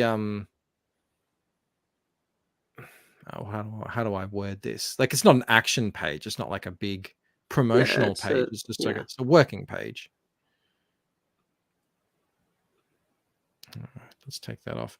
Real artists only use one layer, says Checkpoint. One layer for what? All right. Oh, well, I mean, I work in multiple layers, but then I usually flatten them down. Does that count? I mean, it's one layer as a JPEG, you know? Yeah, exactly. One print layer for the printer. KSS says, I'm going to say pencils can be forgiving, but the cleaner your pencils are, the more of an idea you'll get from how to look after your inking. Well, I mean, I very rarely ever do proper pencils. That's not technically really even true about one layer, because even back in the 60s and 70s, they were putting like acetates down with the letters and the headers. So like that technically would be a second or third layer, depending on the effect they wanted. Yeah. Yeah, I'm just following in the footsteps of the greats. Of the Ditka era. It was Kirby, Ditko, Buscema, and Bancroft. Yeah. And in that order. Exactly. Yeah. All right. Well, moving on from pencils, how about this? These are the colors that if Aquila reaches $6,000, you're going to get on the entire book. I think these are pretty rad too. Oh, where's he at? Let's have a look. $400. It was made in Dollary Day. No, that's Dollary Day. Oh, all right. So we got 20 days. That's 3 weeks. Still got, what's that? $1,730 to make. This is a damn good looking book. I really I really dig what he's doing. Yeah, the here black with and this. white's even look good. Yeah. I said to him, this looks really good in black and white. And he said, oh, it might get colored. And then he showed me the colors, and I was like, damn, all right. The Might colors are look good red in as colors well. too. I'm trying to scroll down. If you get to both, dude, consider putting out both. I've had people tell me that they want to see Boots and Heels in black and white as well, and I might do that in the second campaign because, I mean, if it looks good, it looks good. If you have enough gray tone that you can, tell what's going on, I mean, that's the most important thing. So. Anton agrees. Beautiful colors. They have a sort of, I mean, this might be a sore spot for you, but they have a bit of a Snogans feel to them in the palette. But why is that a sore I spot? think this really, well, you were like working on that and then you weren't. And that's fine. Ancient history. I mean, it wasn't really a controversy. I think you're making it into a controversy. That's what we do on this channel. We say stuff and then I'm so confused right now. That big beef that Snogans and I had where he made fun of his wife. What? How could you, Camel? How could you say those things? These look rad. I really dig them. I hope he can get there. I'm sure he will. It's because it's rare that the colors and the black and whites look sort of equally as good as each other in a way like this. He's a cool guy too. I think I'm going to have him on before he finishes up, before he closes out again. We had him on at the start. Get him back on again, see if we can pump these numbers up. And is he drawing his own book or is he hiring people? No. It's an artist. This is the same artist who was working with Michael Oden on the book that is Mo still in the chat. He is. I don't know if he'll approve if I mention that one's name because it was it was one of those Japanese inspired comic books. Yeah. Perth wants to know what happened. Oh man, you wouldn't believe. Camel's vicious. He was like that in that in that plane photo of him. It was like that worse. No, it's people are, every other week. What happened with Malin and Camel? Nothing. And it sucks because the more I say nothing, the more people are like, oh yeah, there's some beef there. There's nothing. Yeah. I promise you. I even did a page for him in his new book. Mo says Bancroft has innovated the black and white version of bisexual lighting, which I have dubbed gay tone. I'll accept that. These are all excellent additions to my future Wikipedia article about me. Are you on Wikipedia? No. I am. Are you? Yeah. As one of the hosts of Double Toasted. Let's look that up. Let's look that up right now. Right now. I don't know, if I come up under Will Valley or if I come up under Double Toasted, but I'm definitely there. Unless they've been annexed from the from the archive, Sypha Diaz. Will Valley made the clone army, and that was the end of it. You probably have to. Who else is in? Hang on, I want to see if you're in. How do you spell Wikipedia? Are you Giuseppe Valley? Are you Vil Valley? Are you Donald Vale? Okay, all right. What is it? Double Toasted? Yeah, if you do Double Toasted, I come up on that. Again, unless they've been deleted. There's a lot of CGers who are on Wikipedia. Obviously, Ethan, Shane Davis. Toast to Toast 3.5. That was the name of my show. William Valley hosted a short-form talk show where he focused on specific topics related to politics, social issue, and culture, popular culture. He also features as a special guest, usually someone from the crew every episode. The show was released every other Friday. It was cancelled because Valley felt the show was repetitive to the already existing shows. How accurate is this? Is that accurate? That's an interesting way to put it, but yeah, I actually went on we would do a main show every Sunday, and I was like, yeah, I'm done with it. And Corey, my boss, was just like, you don't want to keep going? I was like, I said to him, I was like, there's only so many ways I can dissect a Marvel movie. I'm like, I literally have nothing else to talk about. And it started getting to the point too where the things I could say were getting a lot of backlash. Like I had done a whole thing where I was talking about how bad Black Panther was, which was not the right audience for that. And so that I was like, we're good. I'm going to go out on a high here. Perth wants to know if your Pokemon film is on IMDb. You have an IMDb account. I do, sure. Yeah. But it's the only movie that's there is in Crucibles, I think. Yeah.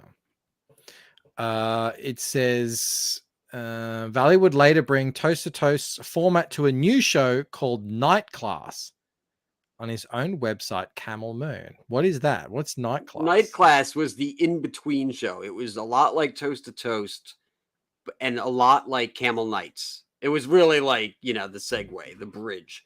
And it was more conversation based. There was a topic we'd have every week. But it was, we would talk more about what we wanted to versus what we had to on the Double Toasted. And eventually I ended that because I started working on Hail Salad. So I just was like, I kind of hard quit it. I was like, I got to spend my time doing things that are going to have a better return. There you go. You're famous. You're on Wikipedia. The still that Rob pulled for this episode is from Night Class. Oh, I can't remember what it looks like. It's just, that's where the plant. That's where I bought the plant. That's where it comes from. Oh, I see. Yeah. Mo says, now hang on, Mo. He says, I'm gonna play your question because Rob's like, don't forget my question, and then Mo said, it's this important question. Let me share it just while Mo's still here.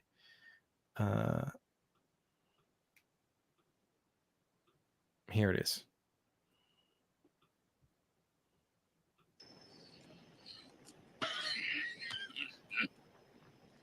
What if CAT really spelled dog?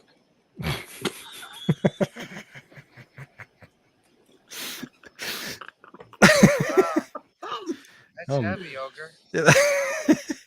Oh, there you are. There I am. Yeah. There you are.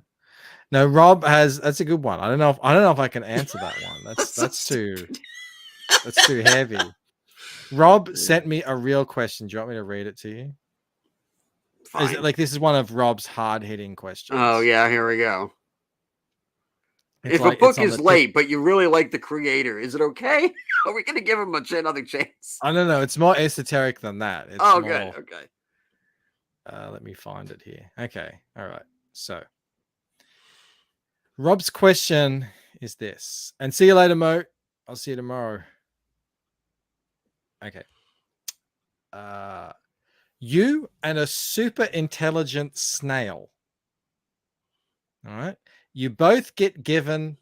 Hang on. What does a snail want with $1 million? It says you and a super intelligent snail both get $1 million. What? First of all, Rob, what is it? Okay. And you both become immortal. And when I clarified, I asked him, I need to clarify this. And your immortal means you can't be killed. So it's not just you won't die of old age, but if someone shoots you, you won't die. Yeah. And it also means you can't like hit the snail with a cricket bat or whatever, a baseball bat. It won't die. Okay. However, if the snail touches you, you die. Okay. What's the question? Now, the question is, we're delving into the mind of Rob Arnold here. The question is, it always knows where you are and it's slowly crawling towards you. What's your plan? It follows. Yeah. So you have some money now. I mean, it's not a huge amount. I would like, can we update this to $1 billion or $100 million? So like you have some resources. $1 million to an immortal is not really anything. But anyway, so basically you're immortal now. Yeah. What's that? Yeah, I don't know why the snail gets $1 million. I don't understand why anyone gets $1 million. What does the $1 million mean for anything? That's true. That is true. What's the $1 million, Rob? Like, it doesn't. That doesn't even make half a sense. So like, all right, if I'm immortal, can't I just go make money over hundreds of years? Yeah. I know. What are you going to do with your million? Like $1 million in 100 or 200 years is going to be nothing. Put the snail in a jar and put a block of concrete on it, and you have $2 million. Well, here's the thing. Okay. Antoine is pointing out the flaws in your question, Rob. If he's immortal, he can get his own million.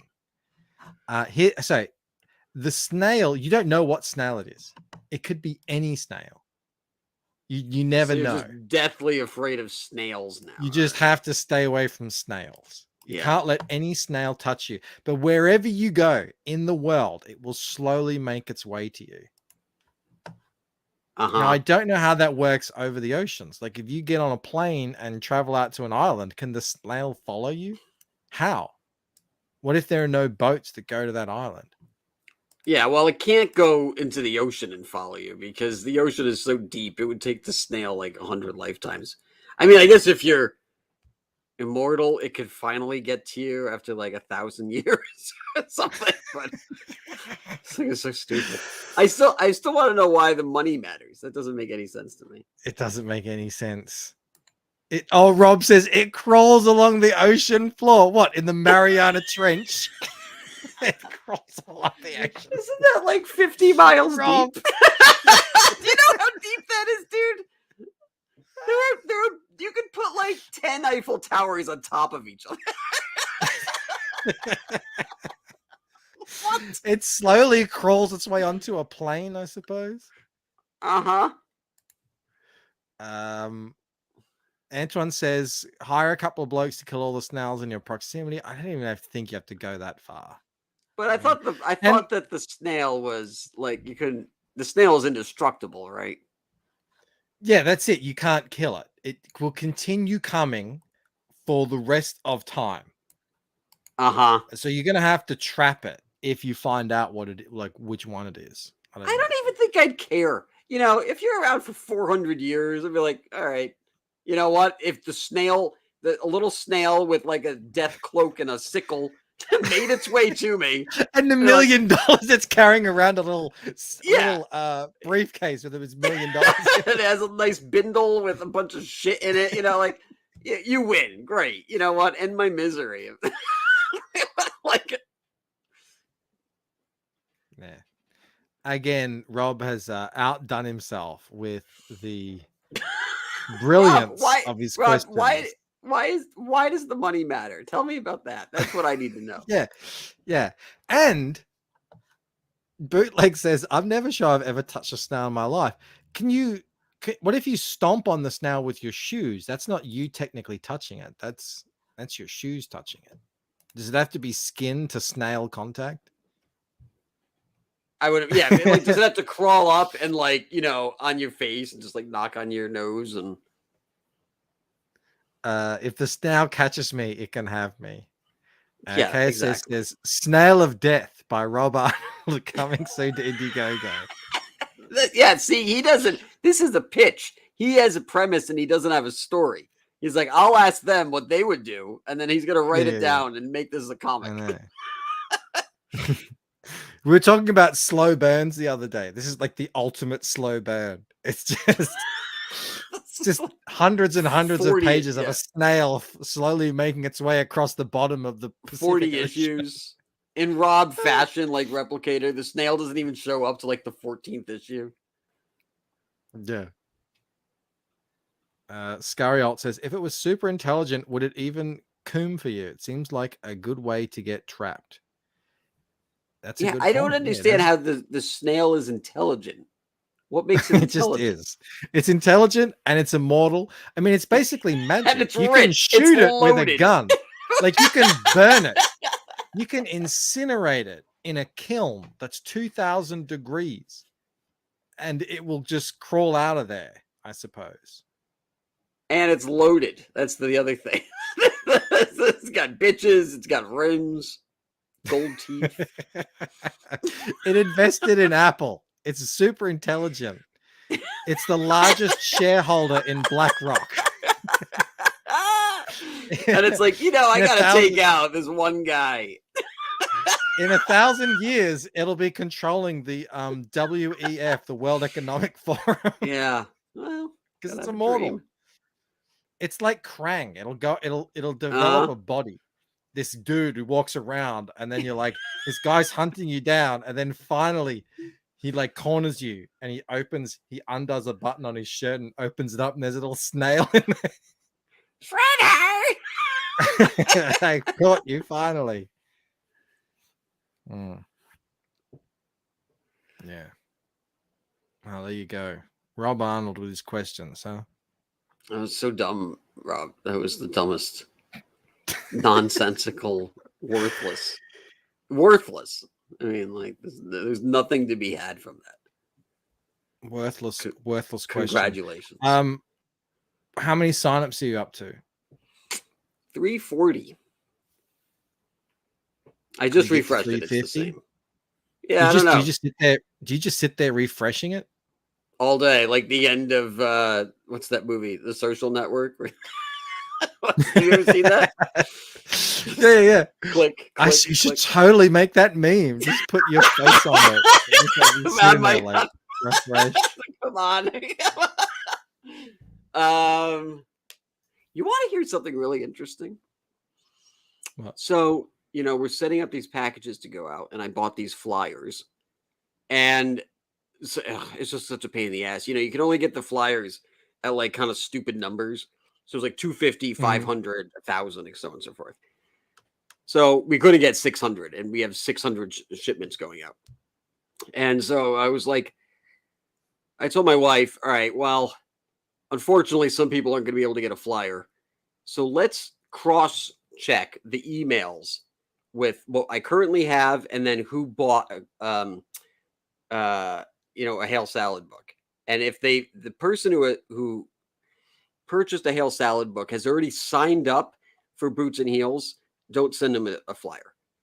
So surprisingly, out of the 340 people, only 130 of them signed up for Boots and Heels, which means that there's like, what is that? That's 530 people that either haven't signed up or don't know about it or whatever it is. I was like, that's a huge number. I thought that the overlap would be a lot higher, but it turns out to be quite small. So I don't know if it's because it's a different audience or what.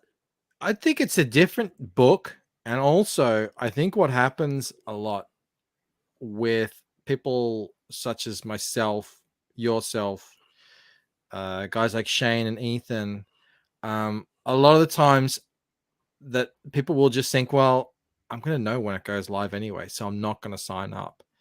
And maybe they just think, oh, well, I'll miss out on an exclusive holo file. I didn't even know if I'm going to back it anyway, sort of thing.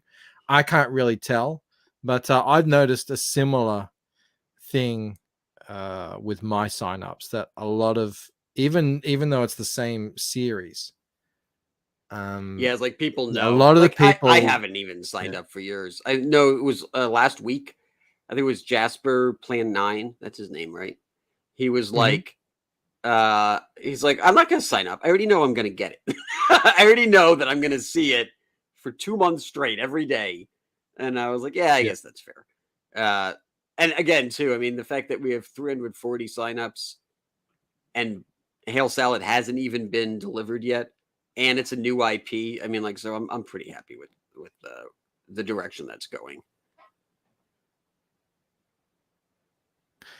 Fingers crossed Indiegogo doesn't take any offense to the subject matter.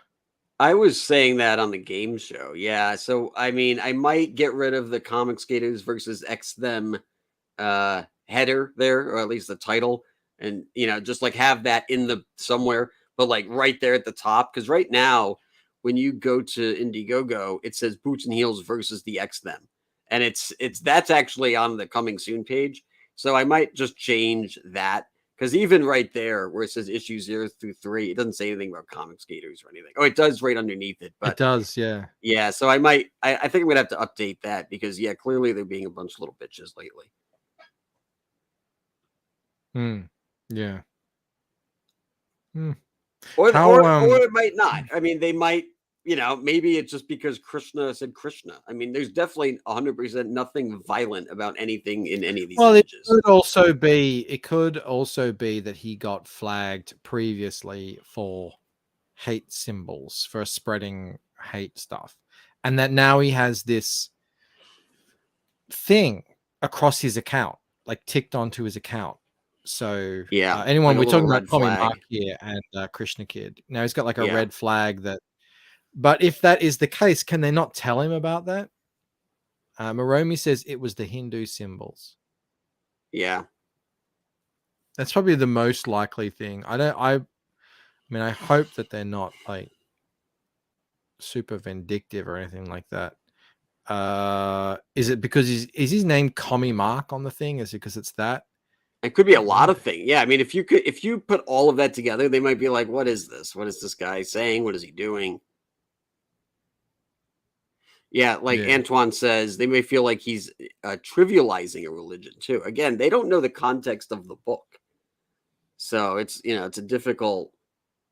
Like they're kind of. I'm not defending them at all, but I'm just trying to get in their mind, and they might just be like, "We can't."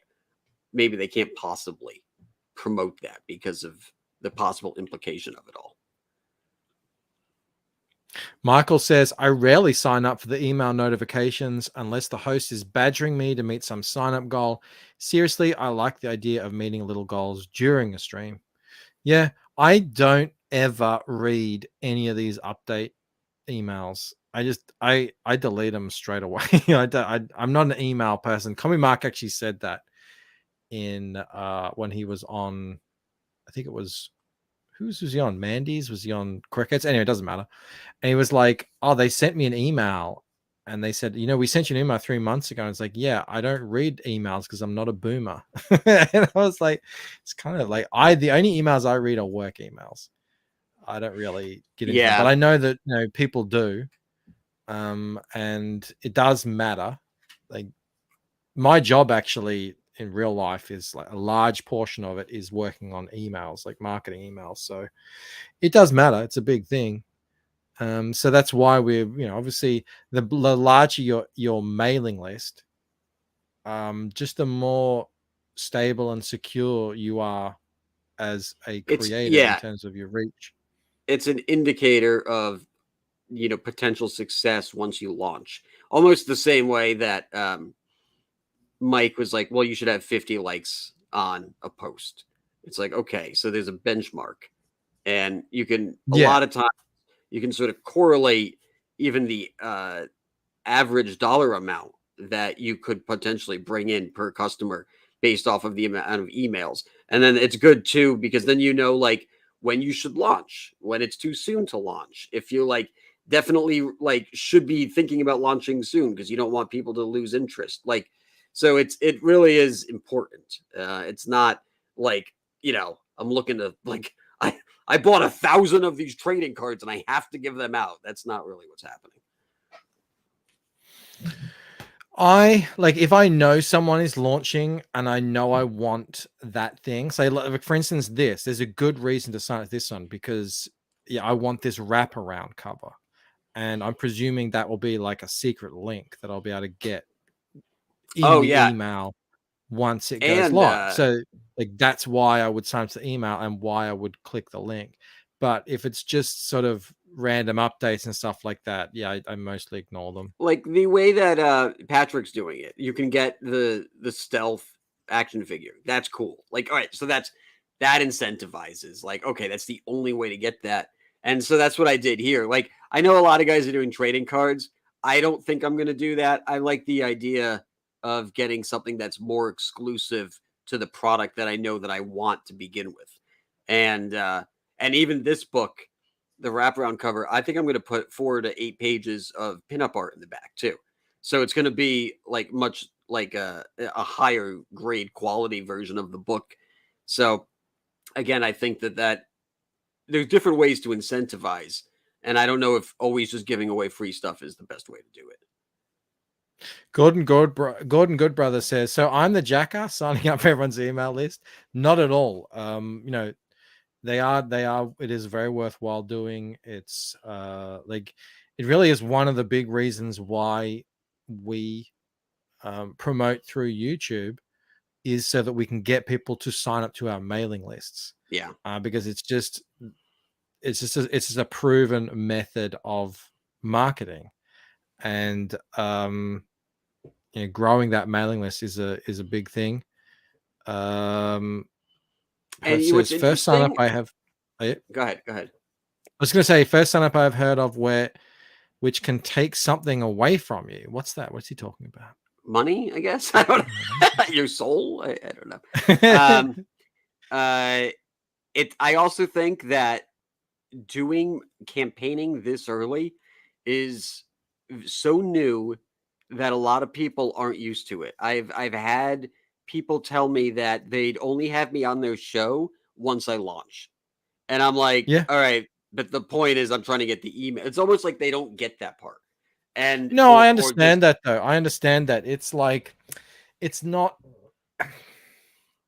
the best content. I didn't do it for a long time. I've started doing it again because I'm doing these 30-minute streams. Yeah. Where you can actually keep the intensity up. I had Edwin on today. We're talking about Bloodbone, his upcoming book. Yeah. But like it's not the same as when they can actually go and buy something and you can go and refresh and see if anyone's backed it and stuff like that. I think here's the difference. When you do that, you're expecting to have them as the main guest for, 30 to 40 minutes, refreshing, going back, hanging out, this and that. As someone just looking for emails, I think it needs to be a more common practice that I'll have you on for 10 minutes. And you could pitch what's coming out.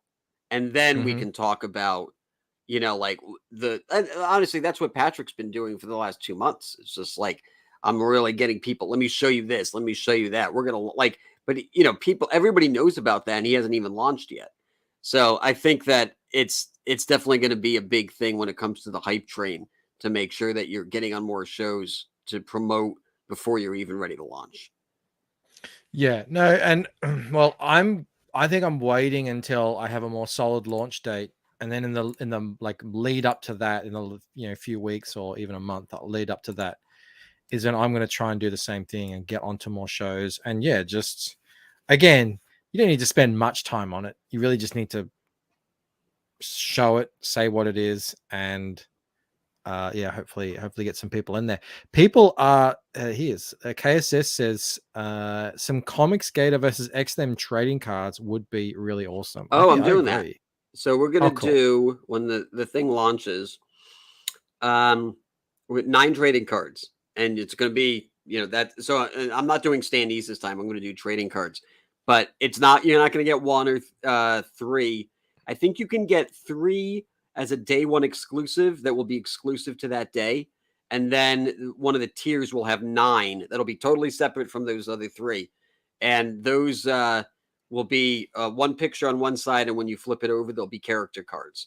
So that'll be cool, because, you get twice the art. And that's why, I think that they'll be a good seller. Yeah, and if they do well, I'll do another 9.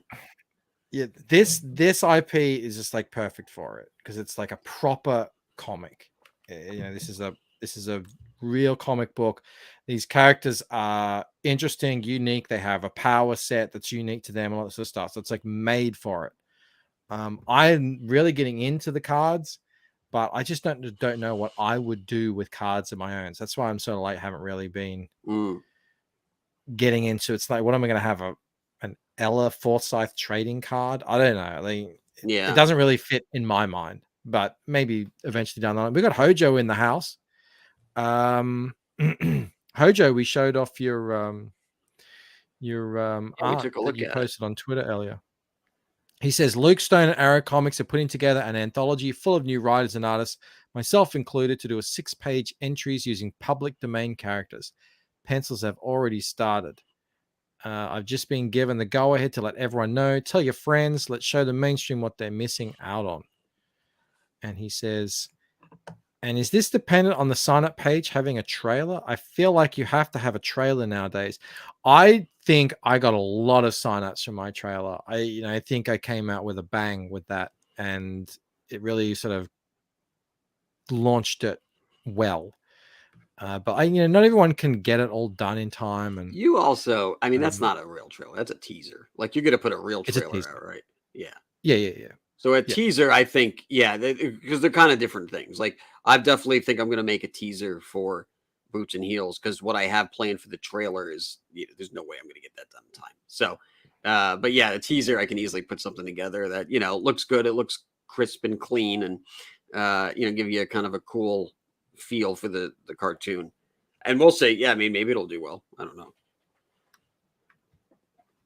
What are you implying here, KSS? He says he's quoting me saying this is a real comic book.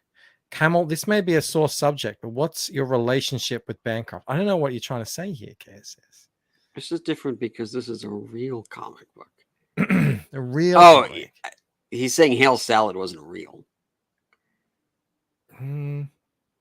No, I wasn't really thinking of Hail Salad. I was actually thinking in contrast to mine, which is more like a European style graphic novel sort of thing that does not really following the conventions of.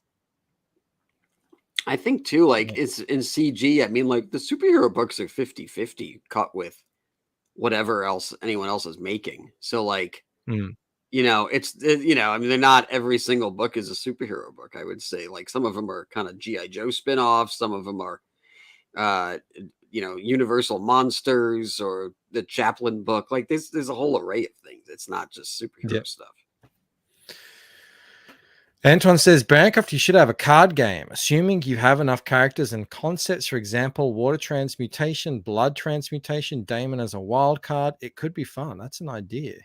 I do love making games. Yeah, get some dice.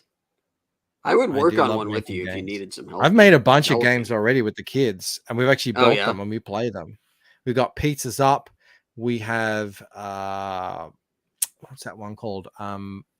Mayhem Mountain. That's a crazy one. What other ones have we made? We wanted to make Flippopotamus, but we haven't made that one yet.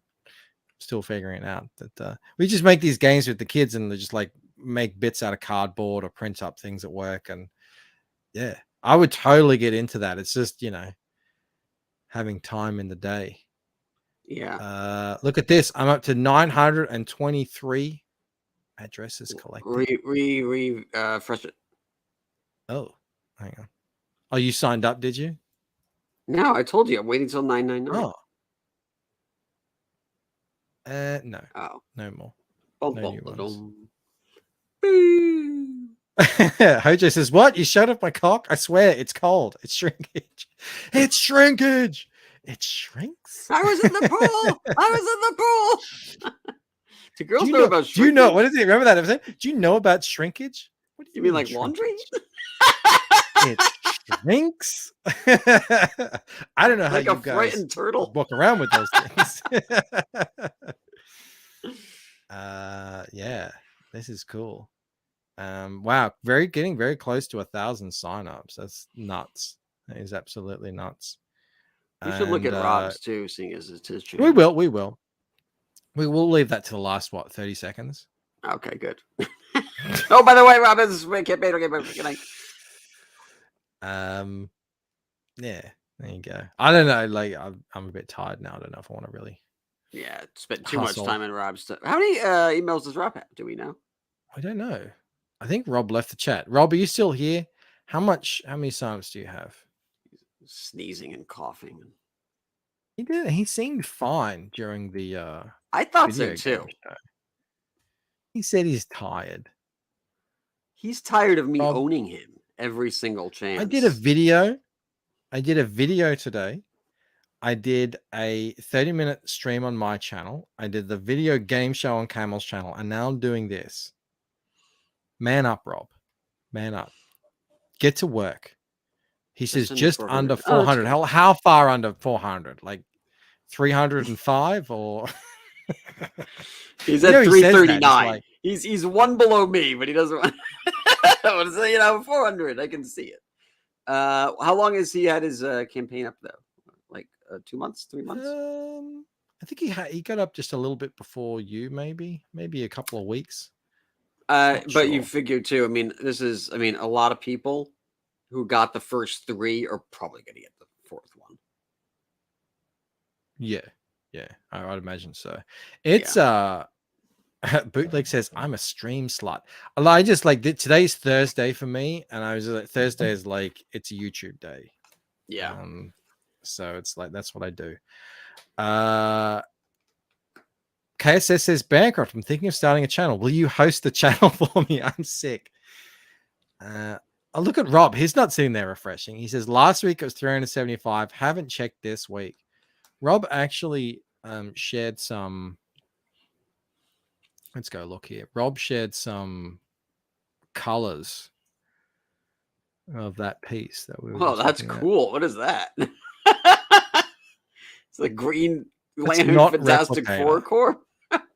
That's dope. Looks good, actually. The green. I like it a lot. Yeah, a different universe, huh?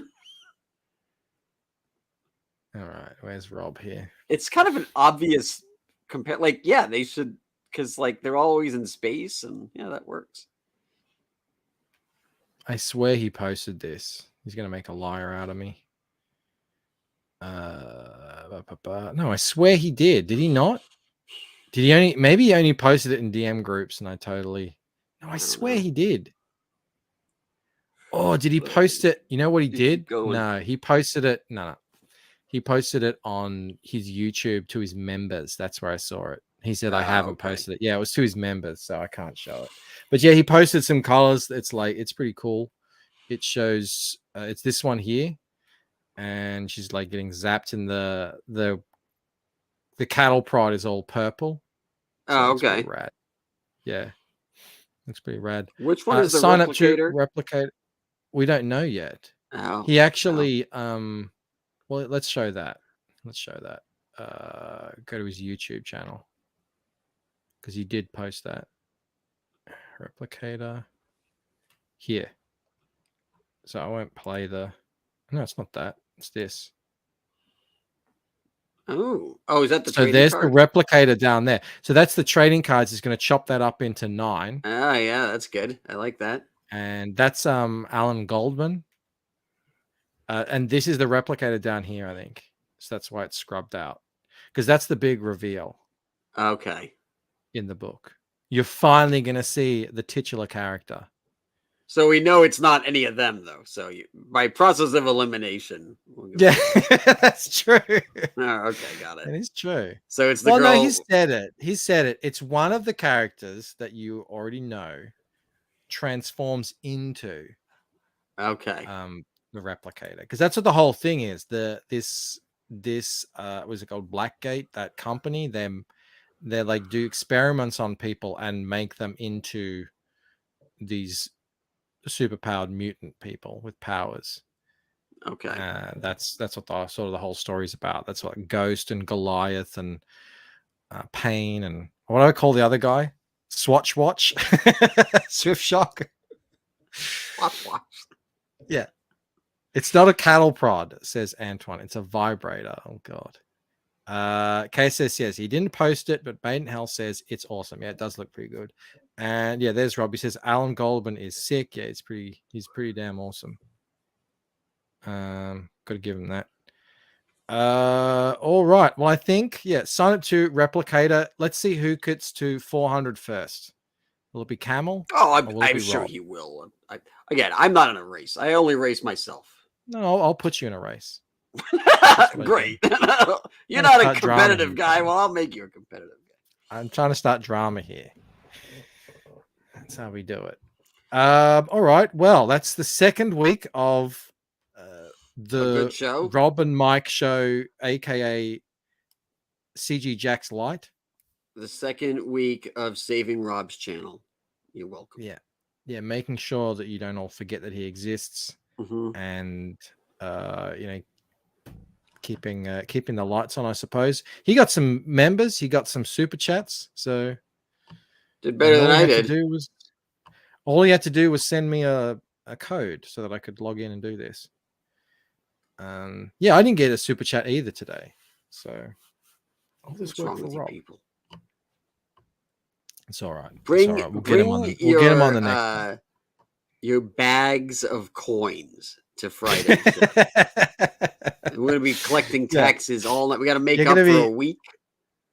Remember in the scene in Robin Hood, he goes in, he like shakes the is it the cast? The guy's he's hidden gold. Oh yeah, he's got clink, clink, clink. It's it, and it like rolls out.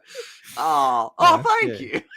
I can't do his voice, but he's like that whisper kind of, or the whistle kind of voice. Yeah. We're getting all the taxes this Friday, everyone. So come loaded. Bring your fucking plastic credit cards. Bootleg says, "Show the Rod Bancroft, and you will get super chats." Well, I need Rod is working. He's got to finish the pages for me to show him. Rob's. All right. Let's no. Well, no, Rob's creator-owned content. What are you talking about? I'm talking about Rod Looper.